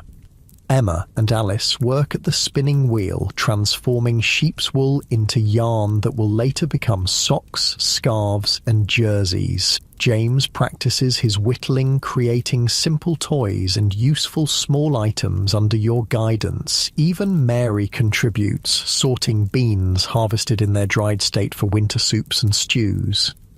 The evenings lengthen with darkness falling by mid-afternoon. Lamplight creates a golden glow within the cottage, oil carefully rationed but sufficient to allow for reading, sewing, and family conversation. Thomas often has his head in a book borrowed from the schoolmaster. Tales of adventure in distant lands, or increasingly practical information about modern farming methods. On particularly cold evenings, neighbours sometimes gather in each other's homes for companionship and entertainment. No formal invitations are issued. The smoke from a well-stoked chimney and lamplight in windows signal welcome. These impromptu gatherings feature storytelling, music from anyone who plays an instrument, and discussions of farming matters, local news, and occasionally the wider world. Politics enters these conversations more frequently now, with talk of potential war in Europe, of workers' movements in industrial areas, of women campaigning for voting rights. The isolation of rural communities is lessening as newspapers reach even remote villages, as some farms acquire telephones, as motor vehicles increasingly appear on country roads. You listen more than you speak during these discussions, considering how these distant developments might eventually affect your small corner of Devon. The threats seem abstract compared to immediate farming concerns, yet you're aware that changes in the wider world inevitably reach even the most traditional communities. The first significant storm of autumn arrives in mid-November, a howling gale that sweeps in from the Atlantic, bringing lashing rain and winds that test the soundness of buildings and the security of livestock shelters. You rise several times during the night to check on animals, returning to the cottage soaked despite oilskin coverings. The storm continues through the following day, keeping the family largely confined indoors except for essential trips to tend animals. The cottage feels particularly snug in such weather, the thick stone walls muffling the worst of the wind's noise, the range providing steady heat, the roof recently repaired, keeping out all but a few persistent drips that are caught in strategically placed buckets. Good job we got the harvest in when we did, Thomas observes, glancing out the window at rain falling in nearly horizontal sheets. Would have been ruined now. You nod agreement, grateful for the timing that allowed your crops to be safely gathered before such weather arrived. Farming success depends on many factors outside human control, but experience helps in making the crucial timing decisions that can spell the difference between sufficient yield and disaster. When the storm finally passes, you emerge to assess damage. A few roof slates dislodged from outbuildings, a section of fence blown down, branches scattered across the farmyard. The repairs add to your workload but represent nothing catastrophic. Other farmers in the district fared worse, with reports of a barn roof entirely gone on one property and several sheep lost to flooding on another. As November advances, preparations for winter intensify. Firewood must be cut and stacked, enough to last through the coldest months when the range will burn continuously. The root cellar is organised for maximum efficiency, with stored vegetables arranged for ease of access and to prevent premature spoilage. The cottage itself receives attention. Extra straw stuffed into mattresses for warmth, gaps around windows and doors plugged with cloth, the chimney swept to prevent dangerous build-up of soot. With the approach of December comes one of the farm year's final harvests, the slaughtering of a fat lamb for the Christmas meal. Like the pig slaughter, it's a necessary task performed with respect for the animal's sacrifice. This particular lamb, selected months earlier for its robust health, will provide the centerpiece for the most significant feast of the year. The shorter days and inclement weather create more time for family togetherness in the evenings. You sometimes read aloud from the newspaper or from books borrowed from the village library, a recently established institution housed in a single bookcase in the church vestry, but nonetheless treasured by the community. Emma works on special projects for Christmas, knitted gifts for the children, small luxuries like plum pudding and mince pies that require precious ingredients saved throughout the year. The children craft simple presents for each other, and for you and Emma, carved wooden animals from James, lavender sachets sewn by Alice, drawings from Mary. Thomas seems increasingly drawn to the mechanical aspects of farming, poring over catalogue illustrations of new equipment, asking detailed questions about how things work. When a representative from an agricultural machinery company visits the district, Thomas persuades you to attend the demonstration of a new small tractor designed for farms of modest size. The machine is impressive, capable of ploughing an acre in the time it would take your horses to complete half that area. But the price is prohibitive for a tenant farmer with narrow margins, and you leave the demonstration with mixed feelings, appreciation for the technology, but concern about a future where such machines might become necessities rather than luxuries.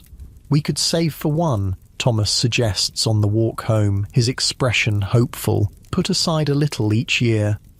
Perhaps, you reply, not wanting to discourage him, yet aware of the economic realities. But there's value in the old ways too. Horses don't need petrol, and they produce foals rather than requiring spare parts. The conversation highlights the tension experienced by many small farmers in this period of transition, the pull of innovation against the security of traditional methods, the desire for increased efficiency against the constraints of limited capital. As autumn deepens toward winter, the landscape around the farm grows increasingly stark. The deciduous trees stand bare, their complex branch structures revealed against grey skies. Morning frosts transform the fields into glittering expanses that crunch underfoot. The air carries the distinctive scent of wood smoke from cottage chimneys, of damp earth, of approaching winter. Farm life contracts during this season focused more on maintenance than growth, on preservation rather than production. The work is less physically demanding than during spring and summer, but requires careful management of resources. Winter is a time of taking stock, of planning for the year ahead, of measuring stores against needs and calculating what must be purchased, what can be stretched, what might be bartered with neighbours. On clear days, you walk the boundaries of your farm, checking fences, noting areas that will need attention when weather permits, observing the condition of fields and livestock. These walks provide time for reflection, for considering the farm's future and your family's place within it. The land sleeps now, gathering strength beneath its winter covering, but your farmer's mind remains active, planning crop rotations, considering livestock breeding decisions, calculating financial needs and potential income sources. Farming is never simply about the present moment, but always extends backward into inherited knowledge and forward into anticipated seasons. As December arrives, bringing the farm year full circle, you find yourself in the curious position of simultaneously looking back at the completed cycle and forward to the one about to begin. There have been successes and disappointments, as in every farming year. Some crops performed better than expected, others worse. Some animals thrived, others required more care than anticipated. The economic calculations balanced in some areas and fell short in others. Yet the farm continues, adapting to changing conditions, absorbing new knowledge while honouring traditional practices, supporting your family through another year of this challenging but rewarding way of life. And as the shortest day approaches, bringing the promise of gradually lengthening light to follow, there is quiet hope for the cycles yet to come. The Edwardian era represents a pivotal moment in agricultural history, poised between centuries-old practices and modern innovations, between the rhythms of nature and the efficiencies of mechanization. Your small Devon farm embodies this transition, neither fully traditional nor entirely modernized, but finding its way through the economic and social changes reshaping rural England. In the cottage on a December evening, with darkness fallen early and the range providing steady warmth, your family gathers in the lamplight, Emma sewing, the children engaged in quiet activities, you repairing a broken tool handle. Outside, the first snowflakes of winter begin to fall, dusting the farmyard with white. Inside, there is shelter, sustenance, and the deep security of knowing that despite all challenges, you have once again completed the ancient human task of coaxing food from the earth, of participating in the fundamental cycles that sustain life. It is enough. It has always been enough. And for tonight, as the snow falls silently and your family rests secure, the complexities of agricultural economics, the uncertainties of changing times, the hardships of farming life all recede into the background, leaving only this moment of completion, of quiet satisfaction in work well done. Tomorrow will bring its own tasks and challenges, but tonight, in the gentle stillness of early winter, the farm and its people rest, gathering strength for the seasons to come. Winter descends upon your Edwardian farm not as a sudden event, but as a gradual deepening, daylight hours shrinking incrementally, the sun's arc lowering across the southern sky, temperatures dropping by small degrees until breath clouds before you even in the cottage. The land transitions into its resting phase, a necessary dormancy after the exertions of growth and harvest. December mornings begin in profound darkness. You rise by lamplight, dressing quickly in the chill bedroom, adding layers of clothing against the cold. Woolen undergarments, thick corduroy trousers, flannel shirt, waistcoat, jacket. Your body has adapted to the seasonal rhythm, instinctively conserving energy, moving more deliberately than during summer's expansive days. Outside, the pre-dawn farmyard lies silent except for the crunch of frost beneath your boots. The air has a crystalline quality, sharp in your lungs, carrying the sense of wood smoke, damp earth, and the distinctive mineral smell of impending snow. Stars still gleam overhead, winter constellations wheeling slowly above your small corner of Devon. The animals require attention regardless of weather. Cows to be milked, horses, sheep and pigs to be fed and watered, chickens to be tended. Their breath forms small clouds in the cold barn air as they shuffle and snort in greeting. The livestock's body heat creates pockets of warmth in the buildings, a blessing as you work with increasingly stiff fingers. "Morning, Tom. Morning, Prince," you murmur to the heavy workhorses who push their velvet noses against your chest in familiar greeting. Their workload is lighter in winter, but they still need daily care, fresh bedding, regular grooming, attention to hooves that can develop problems during extended stable confinement. The cows stand patiently for milking, their production reduced from summer peaks but still providing the daily milk necessary for your family and for making butter and cheese. The milk steams slightly as it hits the pail, warm from the animal's body. Your hands, initially cold, gradually warm with the repetitive work and the contact with the cow's flank. By the time you return to the cottage with the morning's milk, Emma has the range fire burning strongly, its heat beginning to permeate the downstairs rooms. The cottage windows glow with lamplight in the persistent darkness, a beacon of warmth and shelter against winter's austerity. Inside, the morning routine unfolds. Breakfast preparation, children rising reluctantly from warm beds to wash at the basin of heated water, the family gathering around the table for porridge made more substantial with dried fruits preserved from autumn's bounty. There's less variety in winter meals, more reliance on stored provisions, but Emma's careful planning ensures adequate nutrition despite seasonal limitations. Snow's coming, you observe, glancing at the leaden sky visible through the cottage window.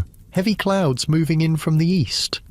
Emma nods, mentally calculating what preparations might be needed. Extra feed brought closer to animal shelters, water pipes wrapped against freezing, paths cleared between essential buildings. A significant snowfall creates beauty but also challenges, particularly on a farm where daily tasks cannot be postponed regardless of weather.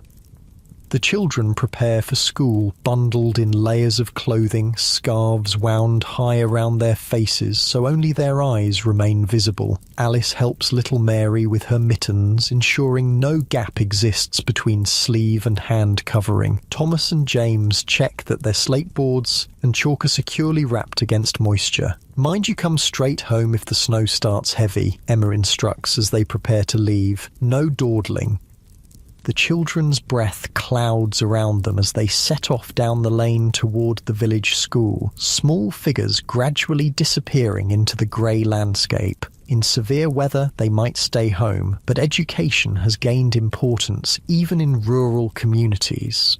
The school attendance officer is more understanding of occasional absences during harvest than of children kept home merely for cold or snow.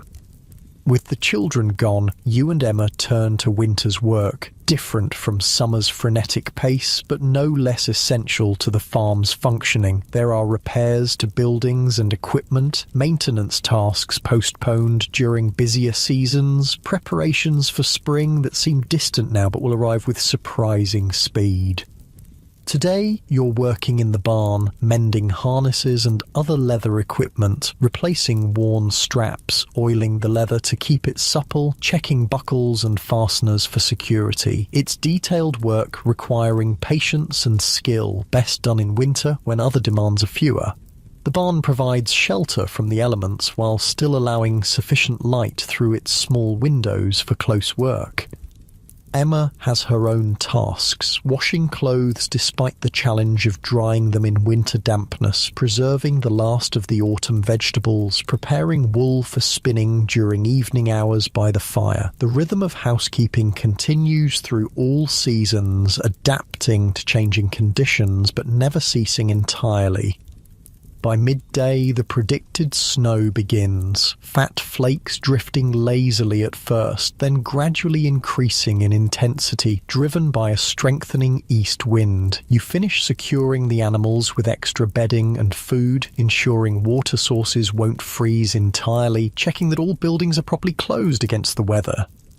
The children arrive home early, their cheeks reddened by cold, excitement in their voices as they describe the intensifying snowfall during their walk from school. They've been released ahead of the usual time, the schoolmaster wisely allowing rural students to reach home before conditions worsen.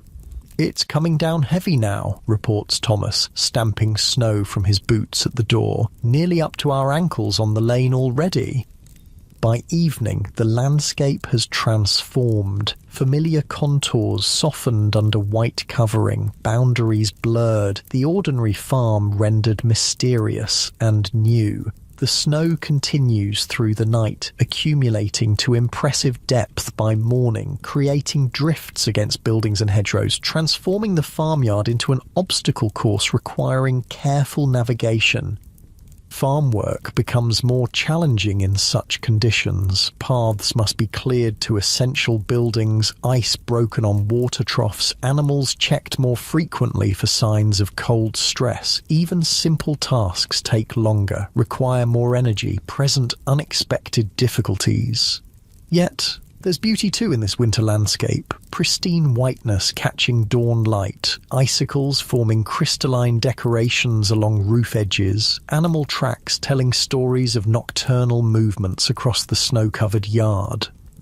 The children, freed from school by the weather, help with clearing paths, their energy finding productive outlet in shoveling snow and carrying feed to animals. Between work sessions, they engage in winter play, building a snow figure in the farmyard, sliding down the gentle slope behind the barn on a piece of scrap wood polished smooth by previous generations of farm children.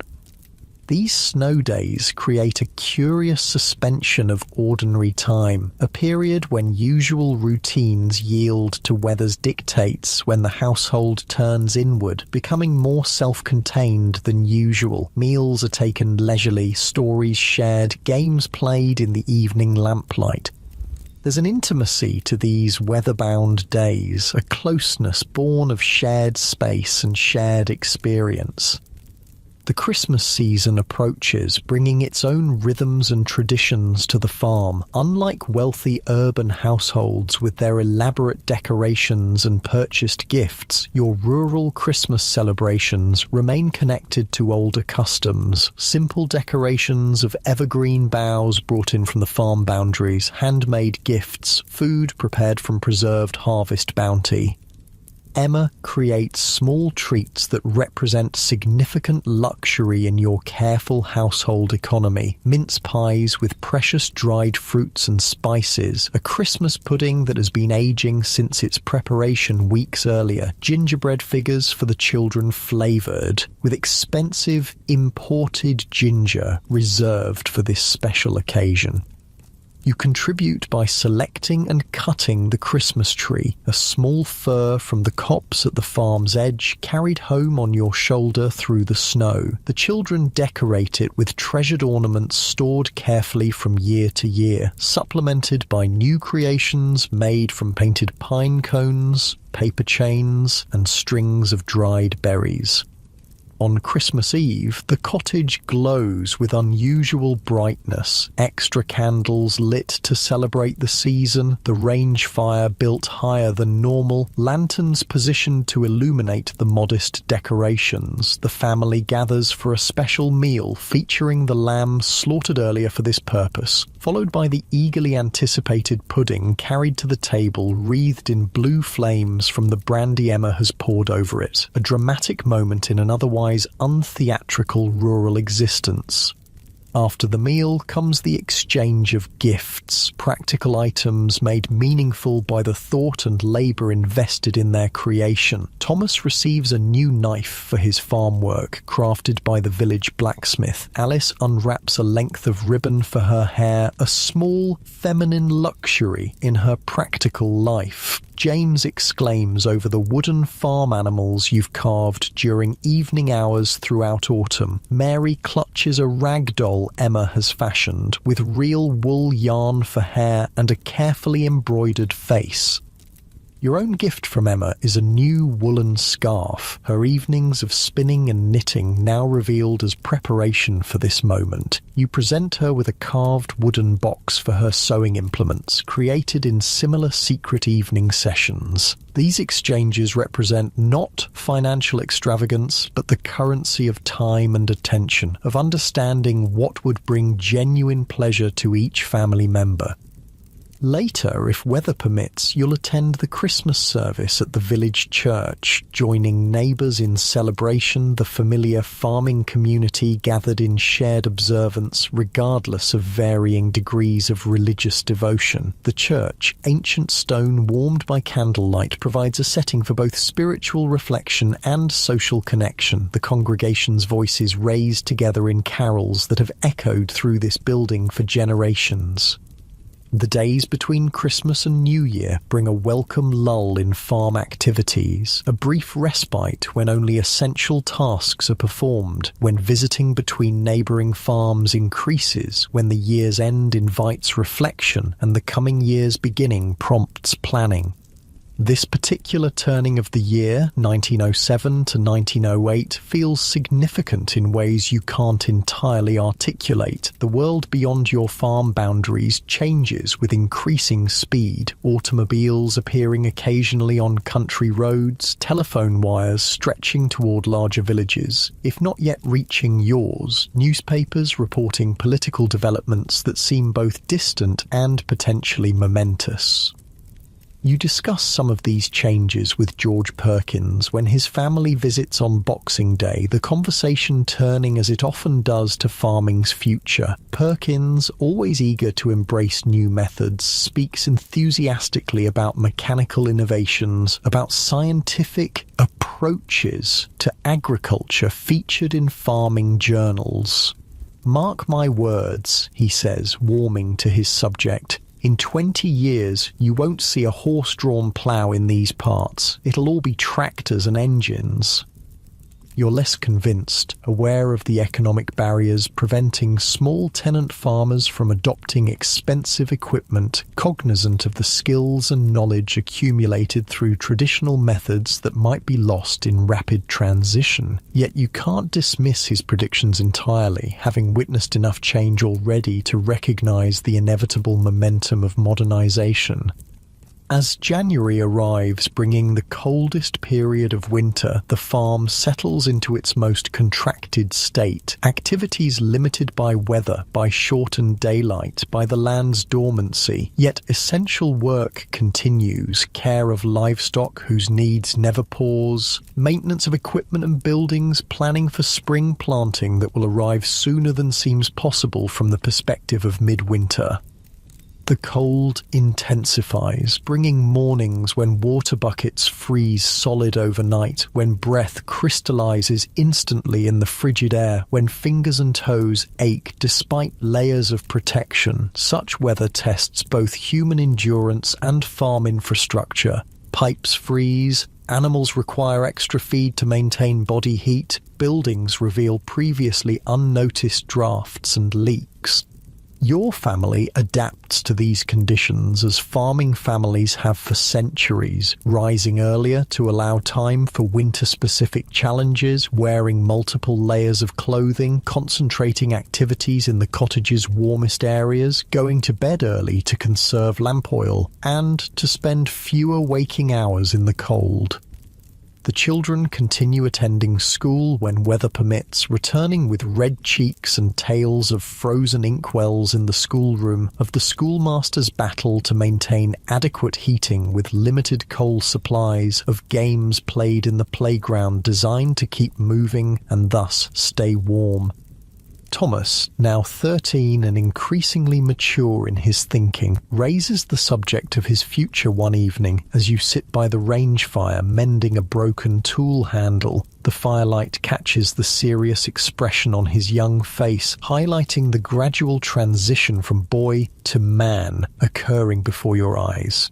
"Schoolmaster says I have a good head for figures," he begins, his tone deliberately casual, though you sense the importance of the conversation to him. "Says I might do well in an office job, or perhaps at the bank in town." You continue your work, giving him space to express his thoughts without interruption. The question of children's futures weighs heavily on farming parents, the desire for their success and happiness balanced against the hope for continuity, for the farm's traditions to extend into another generation. "But I've been thinking," Thomas continues after a moment, "about whether there might be a way to use those skills here, on the farm, to keep better accounts, perhaps, to understand the business side better." You look up then, meeting his eyes. "The farm would benefit from such skills," you acknowledge. "Farming's changing, becoming more of a business and less just a way of life. A farmer who understands figures has an advantage." The conversation continues intermittently through the evening, Thomas expressing both his attachment to farm life and his awareness of its challenges, you sharing honest assessments of agriculture's uncertainties while affirming its fundamental value. No firm decisions emerge, nor should they yet. But the exchange represents an important acknowledgement of the choices facing rural youth in this period of transition. As January yields to February, subtle signs of winter's loosening grip appear. Slightly longer daylight hours, occasional days of unexpected mildness between cold spells, the first tentative swelling of buds on sheltered trees. The farm begins a gradual awakening, like a sleeper stirring before fully rousing. This transitional period brings its own tasks, checking stored seed for spring planting, ensuring tools are ready for the increased activity ahead, assessing livestock conditions after winter confinement, planning crop rotations and field allocations for the coming growing season.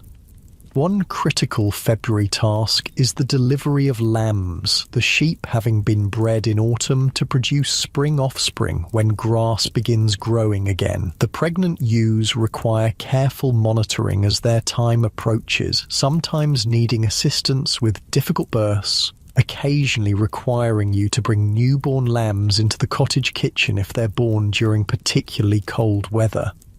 The arrival of the first lamb each year marks a significant moment in the farm calendar, tangible evidence of continuing cycles of life persisting despite winter's challenges. The children gather around these earliest arrivals, marveling at the lamb's wobbly legs and instinctive search for their mother's milk, at the miraculous transition from birth to standing that occurs within minutes. "Will this one be kept or sold?" asks James, gently stroking a newborn lamb's head as it nurses from its mother in a clean stall in the barn. "We'll see how it develops," you answer, the farmer's pragmatic assessment never far from even these emotionally appealing moments. "If it's a strong ram, we might keep it for breeding. If it's a ewe, perhaps for wool. Others will go to market eventually." This matter-of-fact approach to livestock, appreciating their beauty and vitality while recognizing their eventual utilitarian purpose, characterizes the farmer's relationship with animals. There's genuine care and responsibility in your stewardship, but also the clear understanding that the farm's economics require eventual sale or slaughter of animals raised for that purpose. By late February, weather begins its uneven progression towards spring, days of surprising warmth interspersed with returns to winter cold, the land gradually shedding its dormancy. Green shoots appear in sheltered spots, snowdrops and early crocuses emerge near the cottage walls. Birdsong increases as territories are established for the coming breeding season. The farm's pace quickens accordingly. Preparations for spring planting intensify. Repairs to fences and outbuildings damaged by winter weather gain urgency. Pruning of fruit trees must be completed before sap begins rising in earnest. The relative quiet of deep winter yields to increasing activity as the growing season approaches. Your body responds to these changes almost instinctively, energy levels rising with the lengthening days, muscles readying for the increased physical demands ahead, mental focus shifting from winter's maintenance mode to spring's creative planning. Generations of agricultural life have embedded these seasonal rhythms in human biology as surely as in the land itself. As March arrives, bringing the official beginning of spring, though winter's influence still lingers, you find yourself completing the annual cycle begun a year earlier. The farm has moved through its full seasonal progression, from spring planting to summer growth, to autumn harvest, to winter rest, and now back to awakening. Your family has weathered another year of agricultural life, with all its challenges, satisfactions, disappointments, and small triumphs. Reflecting on this completed cycle while preparing for the one ahead, you recognize both continuity and change in your Edwardian farm existence. The fundamental rhythms remain, the same seasonal progression your father and grandfather experienced, the same essential relationship between human effort and natural processes. Yet subtle shifts continue, new varieties of seed becoming available, mechanical innovations gradually appearing on larger farms, economic pressures intensifying for small agricultural operations like yours.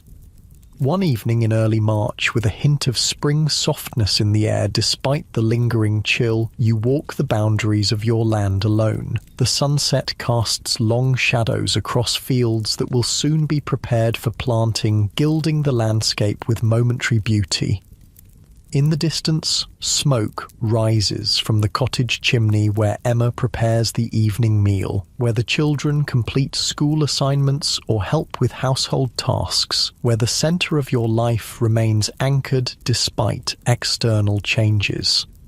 The land itself appears timeless in this light, the gentle contours of Devon fields shaped by centuries of agricultural use, the hedgerows marking boundaries established generations ago, the ancient oak at the farm's edge that was already mature when your grandfather first worked this soil.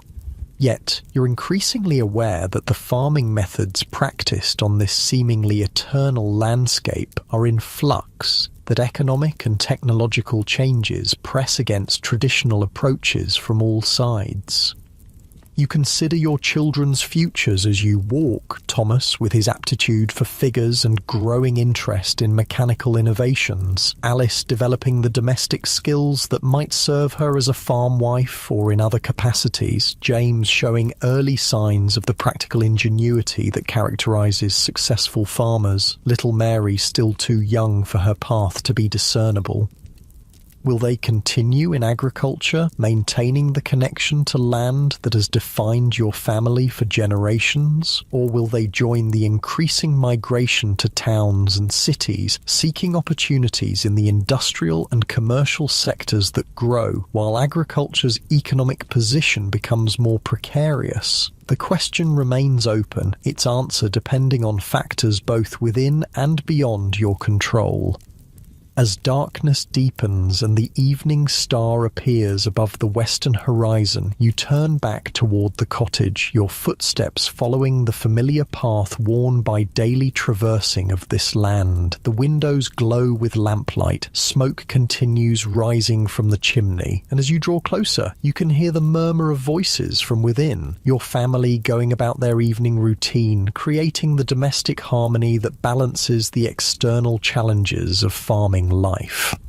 This, perhaps, is the essence of your Edwardian agricultural existence, the tension between continuity and change, between ancient patterns and modern pressures, between the deep satisfaction of working directly with land and animals and the economic vulnerability such work entails in a rapidly industrializing world.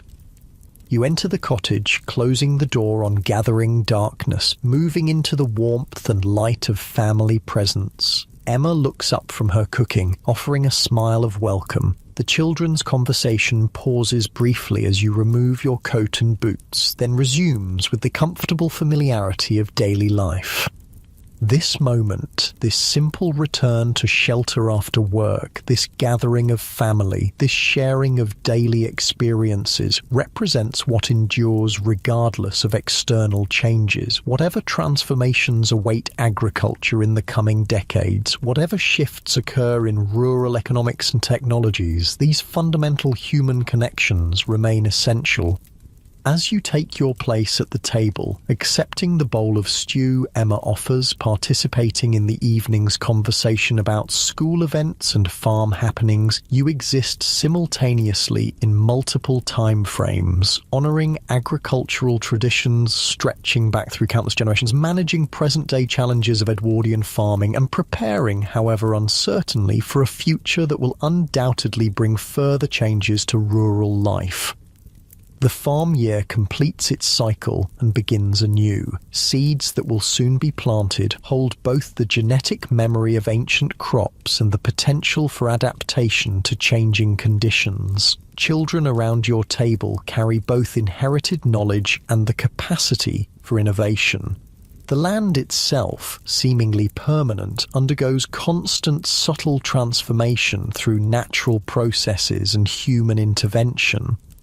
This is farming's paradox and its profound truth, that it exists at the intersection of permanence and change, of tradition and adaptation, of natural cycles and human initiative. As an Edwardian farmer, you stand at a particularly significant moment in this continuum, witnessing the acceleration of agricultural change while maintaining connections to methods and knowledge accumulated through centuries of rural experience.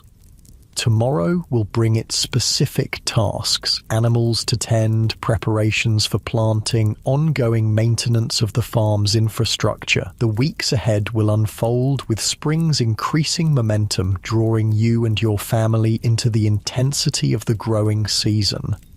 Economic challenges will persist. Weather will bring both cooperation and difficulty. The balance between effort and reward will remain precarious. Yet for tonight, in the quiet completion of another farm year's cycle, there is a moment of equilibrium, of acknowledgement that despite all challenges, your family has once again succeeded in the fundamental human task of deriving sustenance from the land through knowledgeable labour. This achievement, repeated annually on farms across England and throughout the world, represents both agriculture's mundane reality and its quiet heroism. As evening deepens toward night, as conversation gives way to preparations for sleep, as the fire in the range is banked to last until morning, you carry this awareness with you, that farming in this transitional Edwardian period means participating in something simultaneously ancient and evolving, challenging and rewarding, practical and profound. Outside, the land rests in darkness, gathering strength for spring's renewal. Inside, the farmer rests too, accumulating energy for the work ahead. Between them exists the relationship that has defined human experience since cultivation began. The reciprocal exchange of care and sustenance, of labour and reward, of attentive stewardship and generous response. It is enough. Despite uncertainties, despite difficulties, despite the shifting economic and technological landscape of early 20th century agriculture, this fundamental relationship between farmer and land provides meaning that transcends mere livelihood. And as sleep approaches, bringing temporary respite from physical labour and mental calculation, there is peace in this knowledge that tomorrow the ancient and evolving work of farming will continue, rooted in traditions stretching back through generations, yet open to the innovations that each new season might bring. The cycle completes. The cycle begins again, and the Edwardian farmer, like countless agricultural predecessors and successors, moves between these endpoints with practiced skill, enduring hope, and quiet dignity.